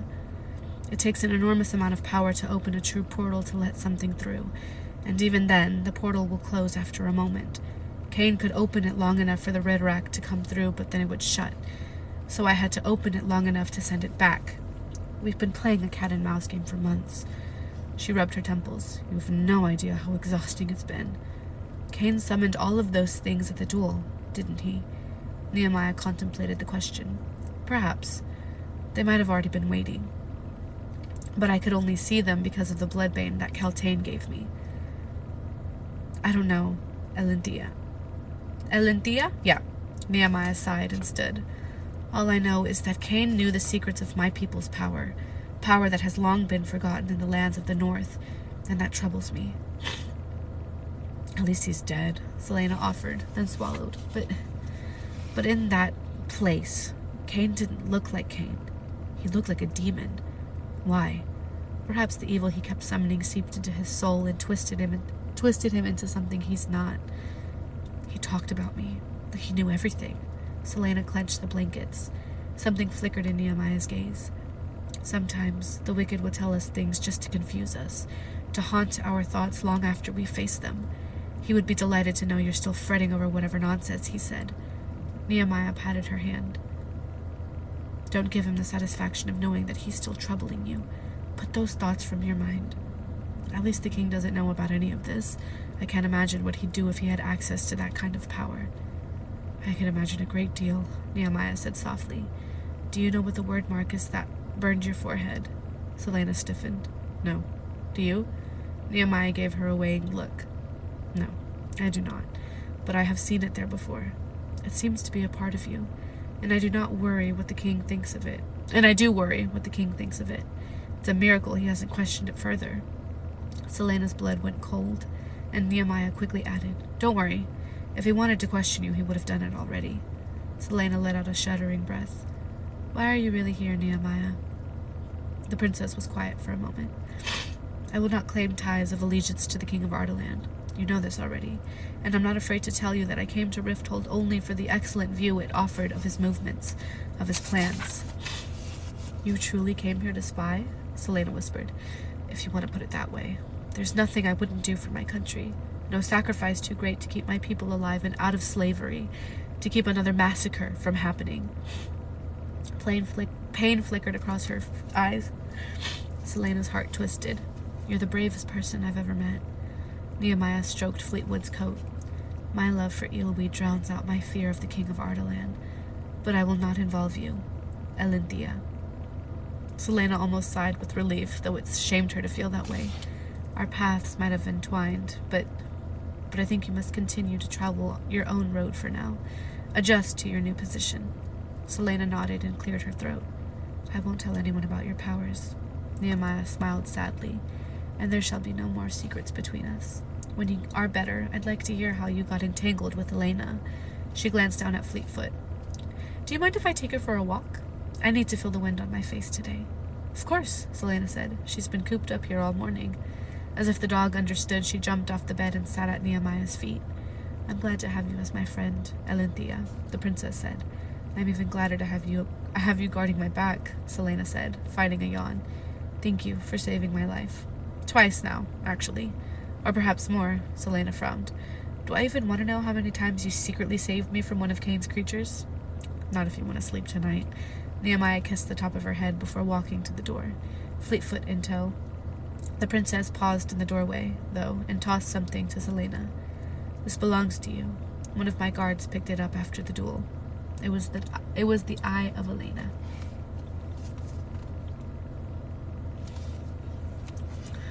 Selena wrapped a hand around the hard metal of the amulet. "Thank you." When Nehemiah had left, Selena smiled, despite all that she had just learned, and closed her eyes. The amulet gripped in her hand, she slept more soundly than she had in 2 months. Chapter 52. We're almost at the end. Yeah, we have like 4 chapters left. Chapter 52. Selena awoke the next day, unsure what time it was. There had been a knock on her door, and she blinked the sleep from her eyes in time to see Dorian enter. He stared at her for a moment from the doorway, and she managed to smile. "Hello," she said hoarsely. She remembered him carrying her, holding her down as the healer stitched her leg. He came forward, his steps heavy. "You look even worse today," he whispered. Despite the pain, Selena sat up. "I'm fine," she lied. She wasn't. Cain had cracked one of her ribs, and it ached every time she breathed. He clenched his jaw, staring out the window. "What's the matter with you?" she asked. She tried to reach out to grab his jacket, but it hurt too much, and he was too far away. I don't know," he said. The vacant, lost look in his eyes increased the tempo of her heart.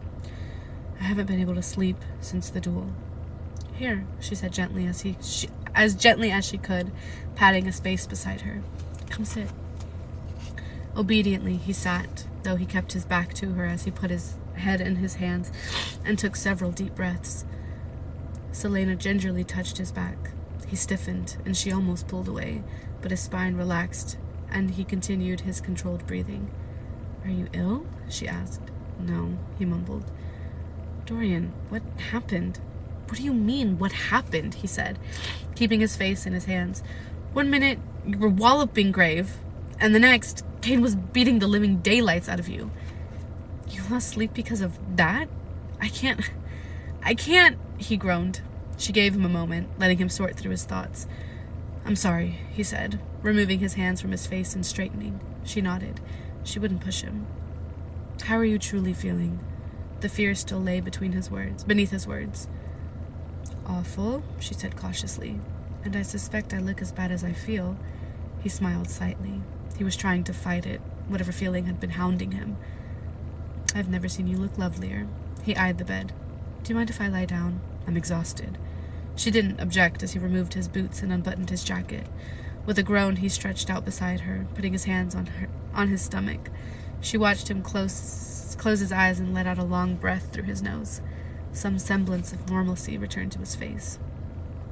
"How's Cale?" she asked, tensing. She remembered the spray of blood and his staring, horrified face. Dorian opened an eye. "He'll be fine. He took yesterday and today off. I think he needs it." Selena's heart tightened. "You shouldn't feel responsible," he said, turning onto his side to look directly into her face. He did what he saw fit. "Yes, but no," insisted Dorian. "Cale knew what he was doing." He brushed a finger down her cheek. His finger was icy, but she held in her shiver. "I'm sorry," he said again, taking his finger from her face. "I'm sorry I didn't save you." "What are you talking about? That is what you've been agonizing over?" "I'm sorry I didn't stop Kane the moment I knew something was wrong. Kaltain drugged you, and I should have known. I should have found a way to prevent her from doing it, and when I realized you were hallucinating, I'm sorry I didn't find a way to stop it." Green skin and yellow fangs flashed before her eyes, and Selena's aching fingers curled into a fist. "You shouldn't be sorry," she said, not wanting to speak about the horrors that she'd seen, or of Kaltain's treachery, or what Nehemiah had confided in her. "You did as everyone should have done. If you'd interfered, I would have been disqualified. I should have sliced Kane open the moment he laid a hand on you. Instead, I stood there as Cale knelt at the sidelines. I should have been the one to kill Kane." The demons faded and a smirk spread. "You're starting to sound like an assassin, my friend. Perhaps I spend too much time around you." Selena moved her head from the pillow to rest in the soft space between his shoulder and chest. Heat rushed through her. Though her body almost seized up in agony as she turned over, Selena put her injured hand on his stomach. Dorian's breath was warm on her head, and she smiled as he brought his arm around her, covering her shoulder. They were silent for a while. "Dorian," she began, and he flicked her on the nose. "Ow," she said, wrinkling her nose. Though her face was peppered with bruises, miraculously, Kane hadn't marred her in any permanent way, though the cut on her leg would leave yet another scar. "Yes," he said, resting his chin on her head. She listened to the sound of his heart beating, the steadiness of it. "When you retrieved me from Enderveer, did you actually think I'd win?" "Of course. Why else would I have bothered to journey so far to find you?" She snorted onto his chest, but he gently lifted her chin. His eyes were familiar, like something she'd forgotten. "I knew you'd win the moment I met you," he whispered, and her heart writhed as she understood what lay before them. "Though I'll admit that I didn't quite see this coming. And no matter how frivolous, whatever, and twisted that competition was, I'm grateful it brought you into my life. As long as I live, I'll always be thankful for that. Do you intend to make me cry, or are you just foolish?" Dorian leaned forward and kissed her. I made her jaw hurt. Shut up! Shut up! Seated on his glass throne, the king of Ardalan stroked Nothung's pommel. Parrington knelt before him, waiting. Let him wait. Though the assassin was his champion, he had yet to send her contract. She was close with both his son and Princess Nehemiah. Would appointing her somehow be a risk? But the captain of the guard trusted the assassin well enough to save her life. The king's face became like stone. He wouldn't punish Cale Westfall, if only to avoid Dorian raising hell in the captain's defense. If only Dorian had been born a soldier and not a reader. But there was a man somewhere in Dorian, a man who could be honed into a warrior. Perhaps a few months at the battlefront would do him some good. A helmet and a sword could do wondrous things to a young man's temperament, and after that show of will and power in his throne room, Dorian could be a strong general if he was pushed. And as for the assassin, once her injuries were healed, what better person to have at his bidding? Besides, there were no others in whom he could place his trust. Selena Sardathian was his best and only choice now that Kane was dead.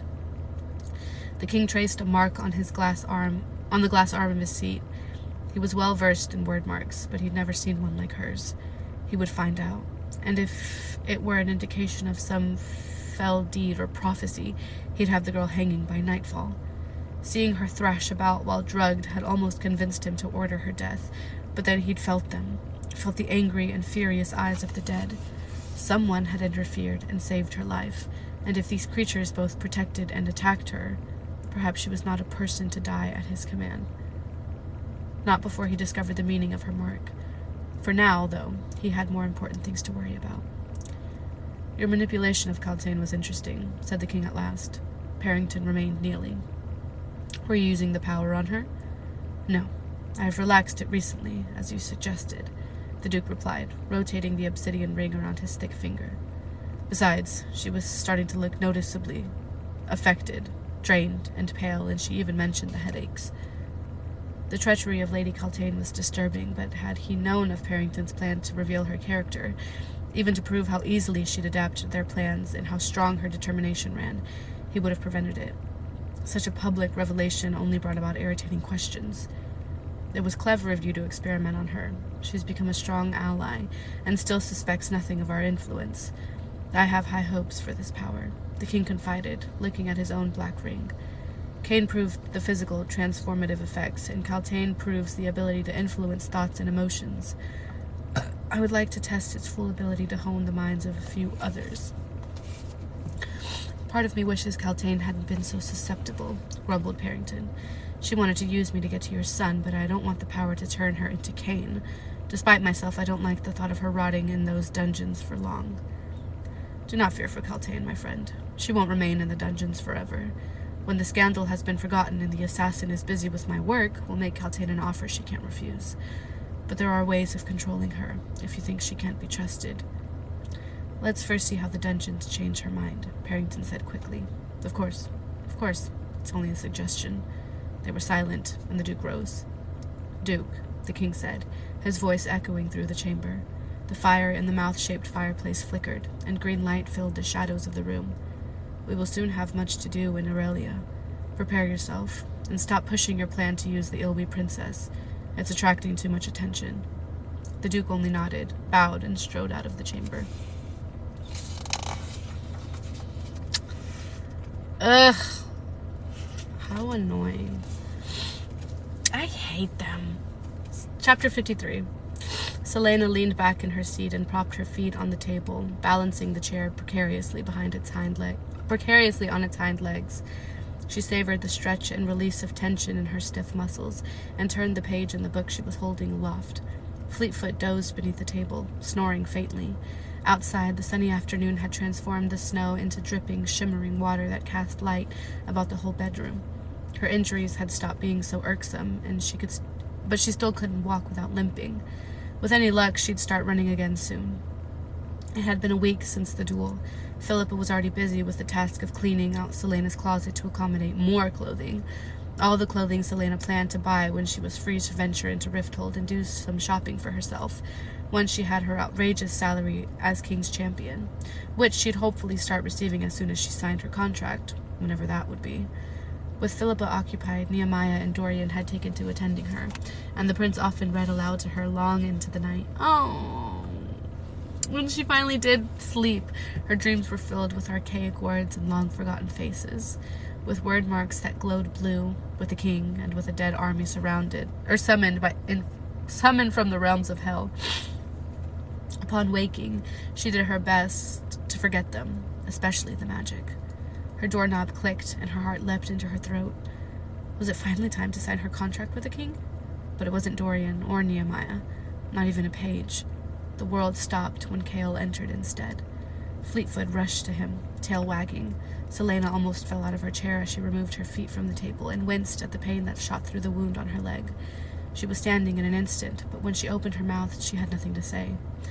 When Chaol gave Fleetfoot a friendly rub on the head, the dog trotted back beneath the table, circled twice, and curled up. Why wouldn't he move from the doorway? Selena glanced at her nightgown and blushed as she noticed him staring at her bare legs. "How are your injuries?" he asked. His voice was soft, and she realized he wasn't staring at the amount of skin she was showing, but rather the bandage wrapped around her thigh.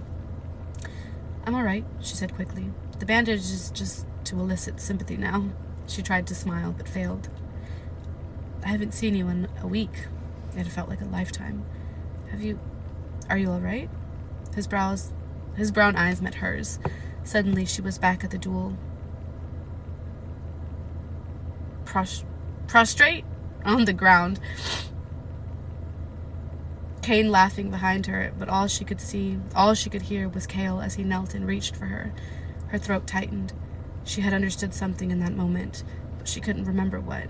Maybe it had been a hallucination too. "I'm fine," he said, and she took a step toward him, all too aware of how short her nightgown was. "I just wanted to apologize for not checking in on you sooner." She stopped barely a foot away from him and cocked her head. He wasn't wearing his sword. "I'm sure you've been busy," she said. He only stood there. She swallowed and tucked a strand of her unbound hair behind an ear. She took another step closer to him, now having to tip her head back to look into his face. His eyes were so sorrowful. She bit her lip. You saved my life, twice."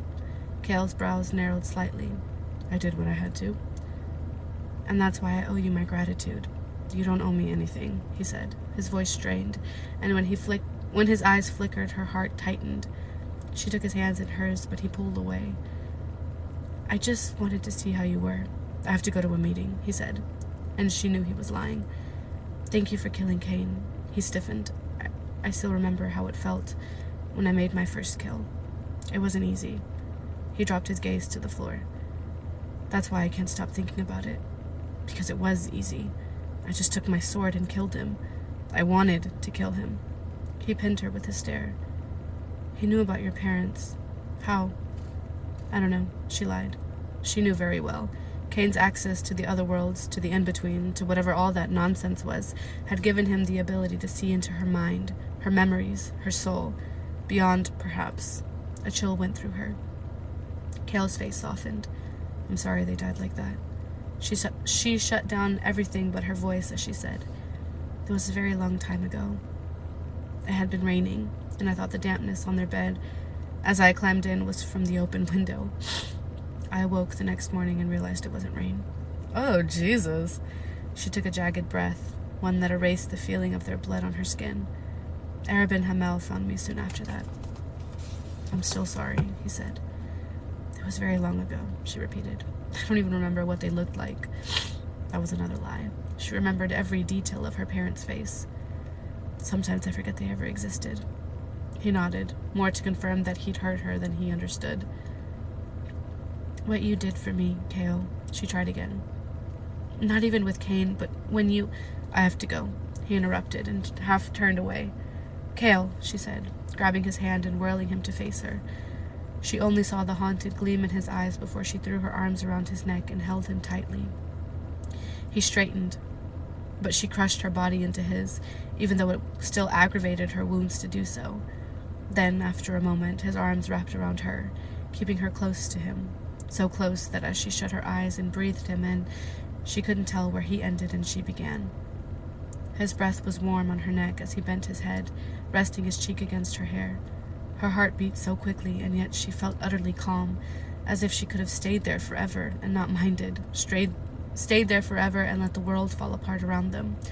She pictured his fingers pushing against that line of chalk, reaching for her despite the barrier between them.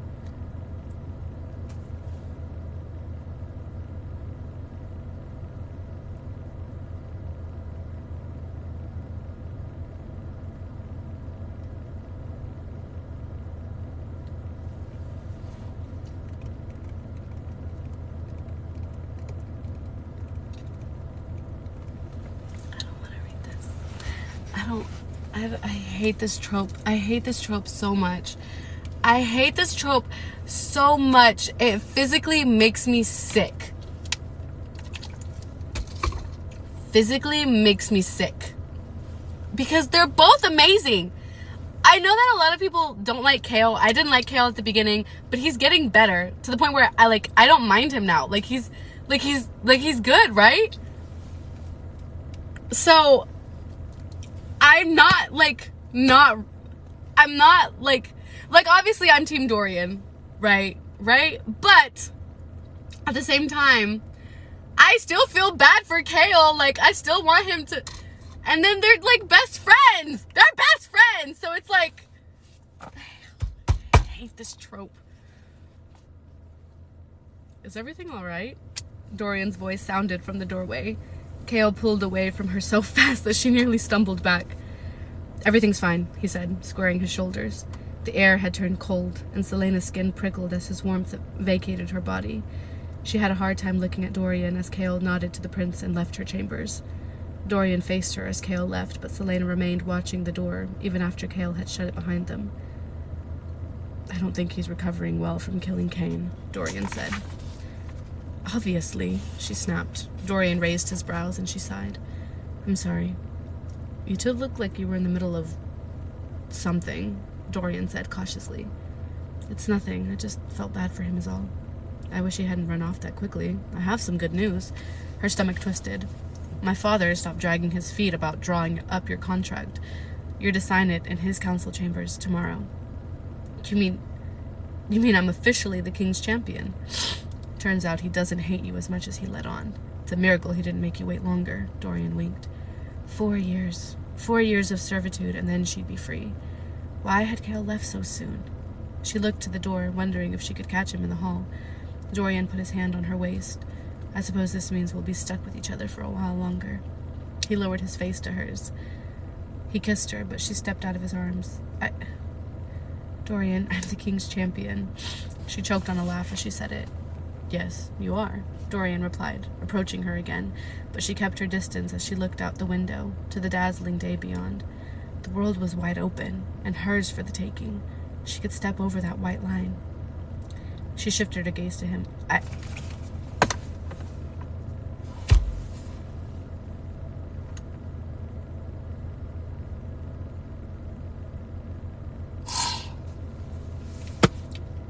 Why is she like this? Why? Why is she like this? What is she doing?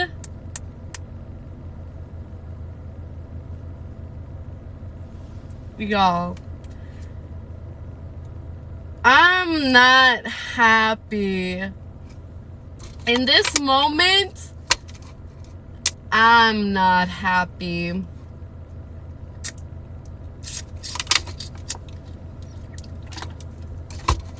Not happy. Oh my, I don't even want to fucking read this shit. Oh my god! I don't even want to I don't want to fucking read this shit. Boo! Tomato. Oh, why?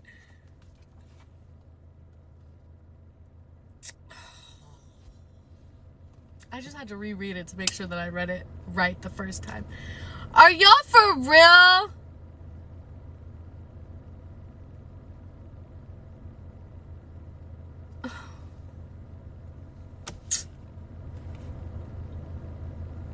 I'm about to cry. I'm not happy. She shifted her gaze to him. "I can't be with you if I'm the king's champion." "Of course you can. We still have to keep it a secret, but I have enough secrets. I don't need another one. So I'll find a way to tell my father and mother." He winced slightly. "To what end? Dorian, I'm your father's minion. You're the crown prince." It was true, and if this relationship became something more, then it would only complicate matters when she eventually left the castle. Not to mention the complications of being with Dorian while she served as her father's champion, and whether he admitted it or not, Dorian had his own obligations to fulfill. Though she wanted him, though she cared for him, she knew a lasting relationship wouldn't end well, not when he was the heir to the throne. His eyes darkened. "Are you saying that you don't want to be with me?" "I'm saying that I'm going to leave in 4 years, and I don't know how this could possibly end well for either of us. I'm saying I don't want to think about the options." The sunlight warmed her skin, and the weight around her shoulders drifted away. "I'm saying that in 4 years I'm going to be free, and I've never been free in my entire life." Her smile grew. "And I want to know what that feels like." He opened his mouth, but stopped as he beheld her smile. Though she had no regrets about her choice, she felt something strangely like disappointment when he said, "As you wish. But I'd like to remain your friend." He put his hands in his pockets. "Always." She thought about touching his arm.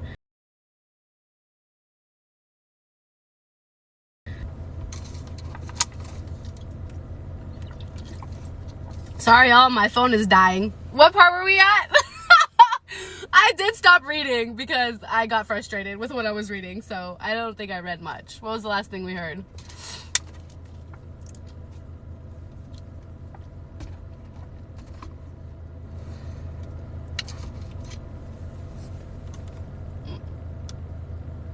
Right where you left off. Wait, what?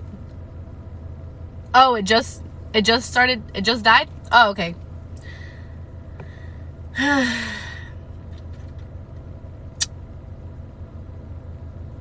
Okay. But I'd like to remain your friend.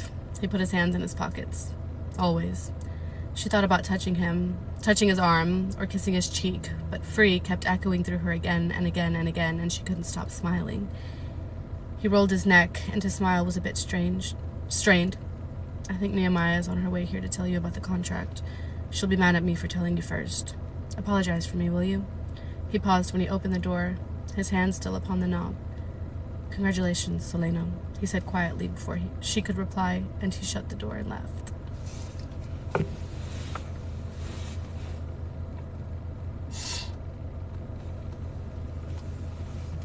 I'm so angry.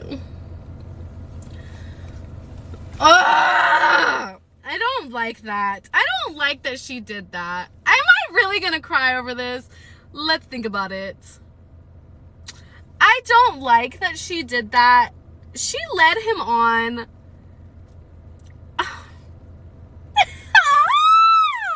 See, now I'm mad. Now I'm mad. I'll treat Dorian right. Let me have him. No, for real. She led him on. She knew this was always going to be her decision. She knew nothing could ever come out of them. But she still gave him hope. Now I'm mad. Alone, Selena looked to the window and put a hand on her heart, whispering the word to herself again and again. Free. Whatever. Shut up. I'm mad at you. Several hours later, Cale stared at the door to her dining room. He didn't entirely know what he was doing here, but he looked for Dorian in his rooms and he hadn't been there, and he needed to tell him that things weren't as they seemed when he walked in on them earlier. He glanced at his hands. The king had barely said anything to him over the past week, and Cain's name hadn't been mentioned in any of their meetings. Not that it would be, as Cain was little more than a pawn in a game to amuse the king, and certainly not a member of the royal guard. But he was still dead. Cain's eyes would be open no more because of him. He would not draw breath because of him. His heart had stopped beating because of him. Cale's hands drifted to where his sword should have been. He'd thrown it in the corner of his room as soon as he'd returned from the duel last week. Mercifully, someone had cleaned the blood from it. Perhaps the guards who'd taken Cale to his chambers had given him a strong drink. They'd sat in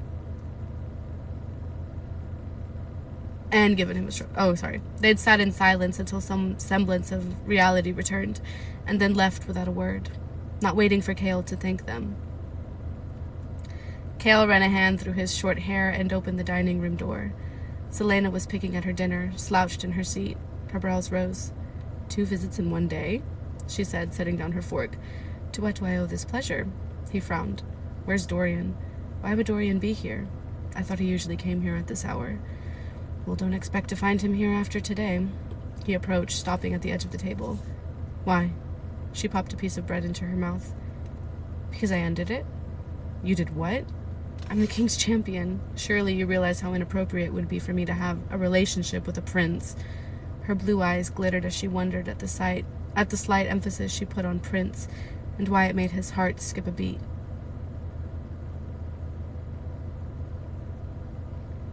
Cale fought his own smile. I was wondering when you'd come to your senses. Did she fret as he did? Did she constantly think about her blood-covered hands? But for all her swaggering, for all her gloating and parading about with hands on her hips, there was still something soft in her face. It gave him hope. Hope that he had not lost his soul in the act of killing. Hope that humanity could still be found and honor could be regained. She had come out of Endervere and could still laugh. She twirled her hair around a finger. She was still wearing that absurdly short nightgown which slid up her thighs as she propped her feet on the edge of the table. He focused on her face. Would you like to join me? She asked, gesturing with one hand to the table. It's a shame for me to celebrate alone. Not her switching parties this quick.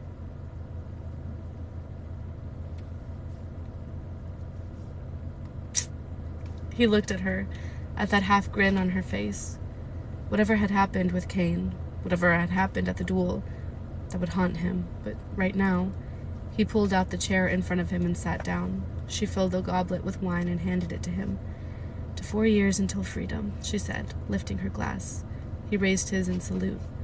"To you, Selena." Their eyes met, and Cale didn't hide his smile as she grinned at him. Perhaps 4 years with her might not be enough. Selena stood in the tomb and knew she was dreaming.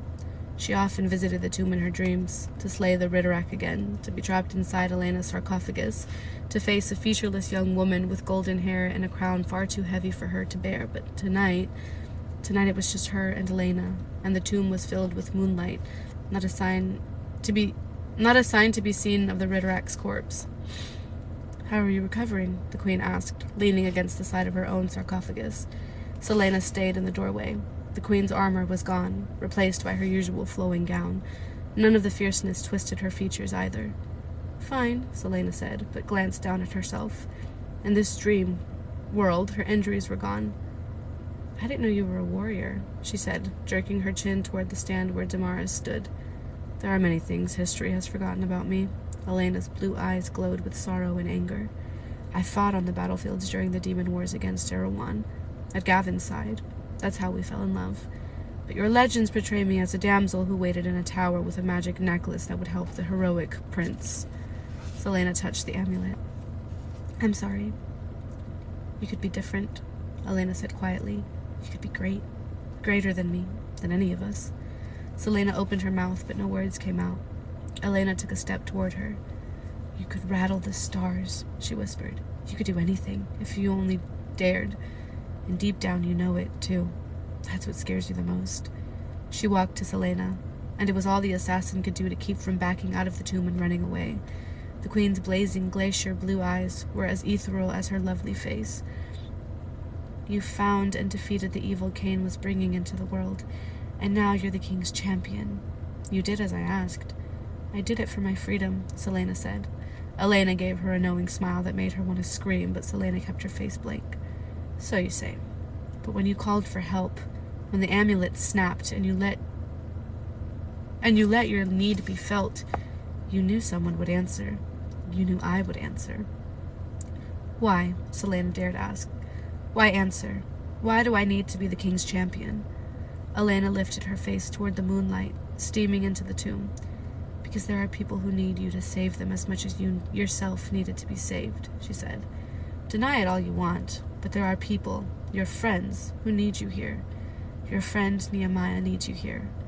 Because I was sleeping, a long, endless sleep, and I was awoken by a voice, and the voice didn't belong to one person, but to many. Some whispering, some screaming, some not even aware they were crying out. But they all want the same thing." She touched the center of Selena's forehead. Heat flared and a blue light flashed across Selena's face as Selena's mark burned and then faded. "And when you are ready, when you start to hear them crying out as well, then you will know why I came to you, and why I have stood by you and will continue to watch over you, no matter how many times you shove me away." Selena's eyes stung, and she took a step back toward the hall. Elena smiled sadly. "Until that day comes, you're exactly where you need to be. From the king's side, you'll be able to see what needs to be done. But for now, enjoy the accomplishment." Selena felt ill at the thought of what else might be asked of her, but she nodded. "Fine," she breathed, making to leave, but paused in the hall. She looked over her shoulder to where the queen still stood, watching her with those sad eyes. "Thank you for saving my life." Elena bowed her head. "Blood ties cannot be broken," she whispered, and then vanished, her words echoing in the silent tomb. "Oh, damn, she's related to the queen?"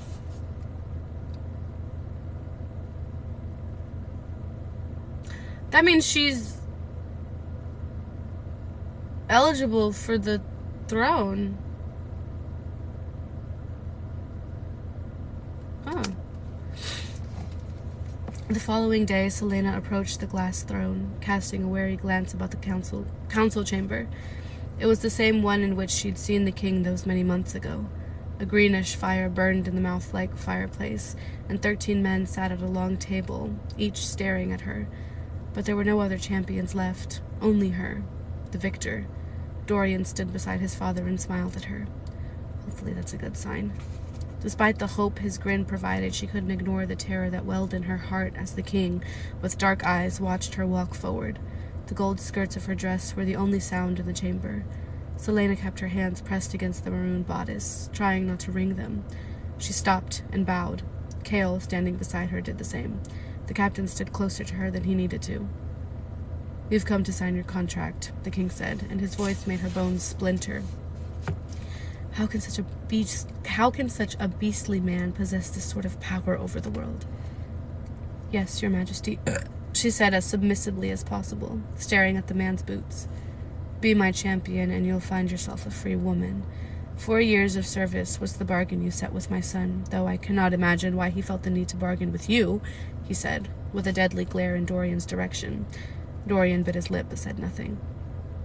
Her heart dropped and rose inside of her like a I cannot say that. She would do whatever the king asked, every foul mission he could throw at her. And then, when the 4 years were over, she'd be free to live her own life, without fear of pursuit or enslavement. She could begin again, far away from Ardalan. She could go away and forget this awful kingdom. She didn't know whether to smile, or laugh, or to nod, or to cry, or dance about. She could live off of her fortune until old age. She wouldn't have to kill. She could say goodbye to Arobynn and leave Ardalan forever. "Aren't you going to thank me?" the king barked. She dropped into a low bow, barely able to contain her joy. She had defeated him. She had sinned against his empire, and now would emerge victorious. "Thank you for such an honor and gift, your majesty. I am your humble servant." The king snorted. "Lying won't help you. Bring the contract forward." A councilman dutifully placed a piece of parchment on the table before her. "I'm scared." She stared at the quill and the blank line where her name was to go.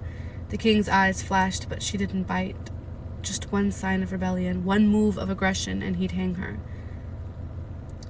"There will be no questioning on your part. When I tell you to do something, you will do it. I don't need to explain myself to you, and if you somehow are caught, you will deny any connection to me to your last breath. Is that clear?" "Perfectly, your majesty." He strode from the dais. Dorian started to move, but Chaol shook his head. Celaena looked at the floor as the king stopped before her. "Now understand this, assassin," the king said. She felt small and frail, so close to him. "Should you fail any of my tasks, should you forget to return, you will pay dearly." The king's voice became so soft that even she could barely hear it. "If you don't return from the missions on which I send you, I'll have your friend, the captain," he paused for emphasis, "killed." Her eyes were wide as she stared at his empty throne. "If you fail to return after that, I'll have Nehemiah killed. Then I'll have her brothers executed. Not long after that, I'll bury their mother beside them. Don't believe I'm not as cunning and stealthy as you are." She could feel him smile. "You get the picture, don't you?" He pulled away. "Sign it." She looked at the blank space and what it offered. She took a silent, long breath, and with a prayer for her soul, she signed. Each letter was harder to form than the last. Finally, she let the quill drop onto the table. "Good. Now get out," the king said, pointing to the door. "I'll summon you when you're needed." The king sat on his throne again. Celaena bowed carefully, not taking her stare from his face. Only for an instant did she glance at Dorian, whose sapphire eyes gleamed with what she could have sworn was sadness, before he smiled at her. She felt Chaol's hand graze her arm. Chaol would die. She couldn't send him to his death. Or I don't know how to say his last name, family. With feet both heavy and light, she left the chamber. Outside, the wind bellowed and raged against the glass spire, but it could do nothing to shatter the walls. With each step away from the chamber, the weight on her shoulders lifted. Chaol remained silent until they entered the stone castle when he turned to her. "Well, champion," he said. He still wasn't wearing his sword. "Yes, captain." The corners of his mouth tugged upward. "Are you happy now?" She didn't fight her own grin. "I may have just signed away my soul, but yes. Or as happy as I can be." "Celaena Sardothien, the king's champion," he mused. "What about it?" "I like the sound of it," he said, shrugging. "Do you want to know what your first mission will be?" She looked at his golden brown eyes and all of the promises that lay within them, and linked her arm with his as she smiled. "Tell me tomorrow." So I'm guessing her and Dorian are next. Oh my god. Whatever. I'll accept it. Although it's not as good as Dorian. I fucking guess.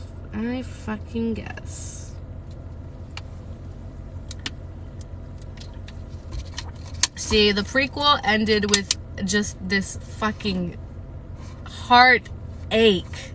This one, I'm just disappointed. They're still going to be friends. Yeah, I guess. I don't really see Dorian as the petty type.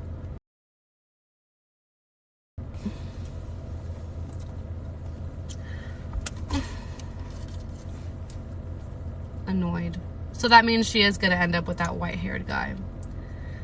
So she's not going to end up with Chaol. She's not gonna end up with Chaol, I know that. She ends up with that white-haired guy. I just don't know who that is yet. Boo.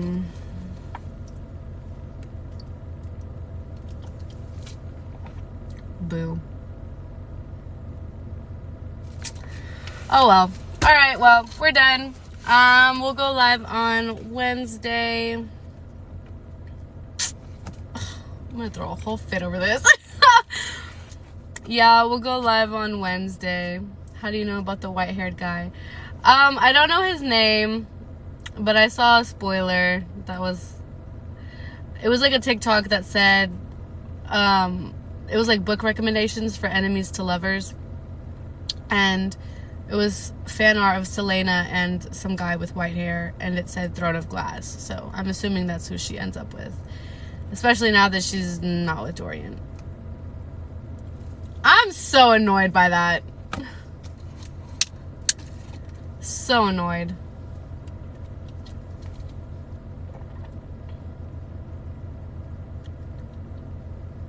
She only thinks she knows things, but she can't really be sure. Yeah, I'm not sure, but yeah, I don't know anything. That's just what I'm assuming right now.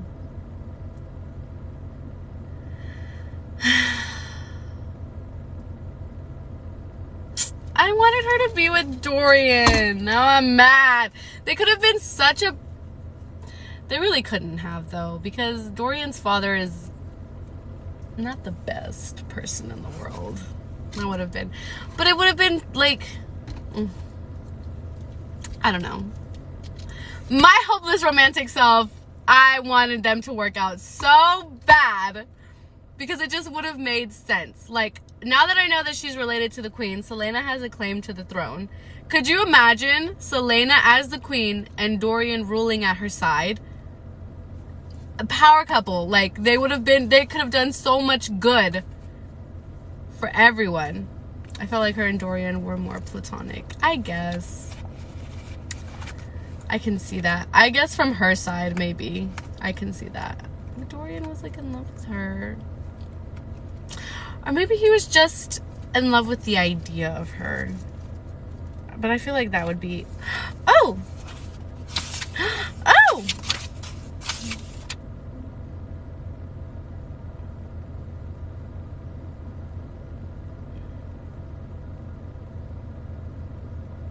Oh, there's a bonus chapter. Oh, she has the pronunciations in here. Celaena Sardathian. Saying that like Chaol.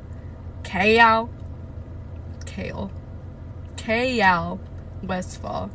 Dorian Havelyard. Nehemia. Nehemia? Yetker? Oh, it's literally just Yetker. Kaltain Rompier. Oh, I was saying her name wrong. Elentia, I said that right. Eelway. Okay, whatever. That doesn't matter. There's so many more characters to meet. Don't worry, it'll be fine. So much more to get into. The rest of the books. Love Dorian even more going forward. Trust the process. It'll make sense. Same. I was getting bestie vibes.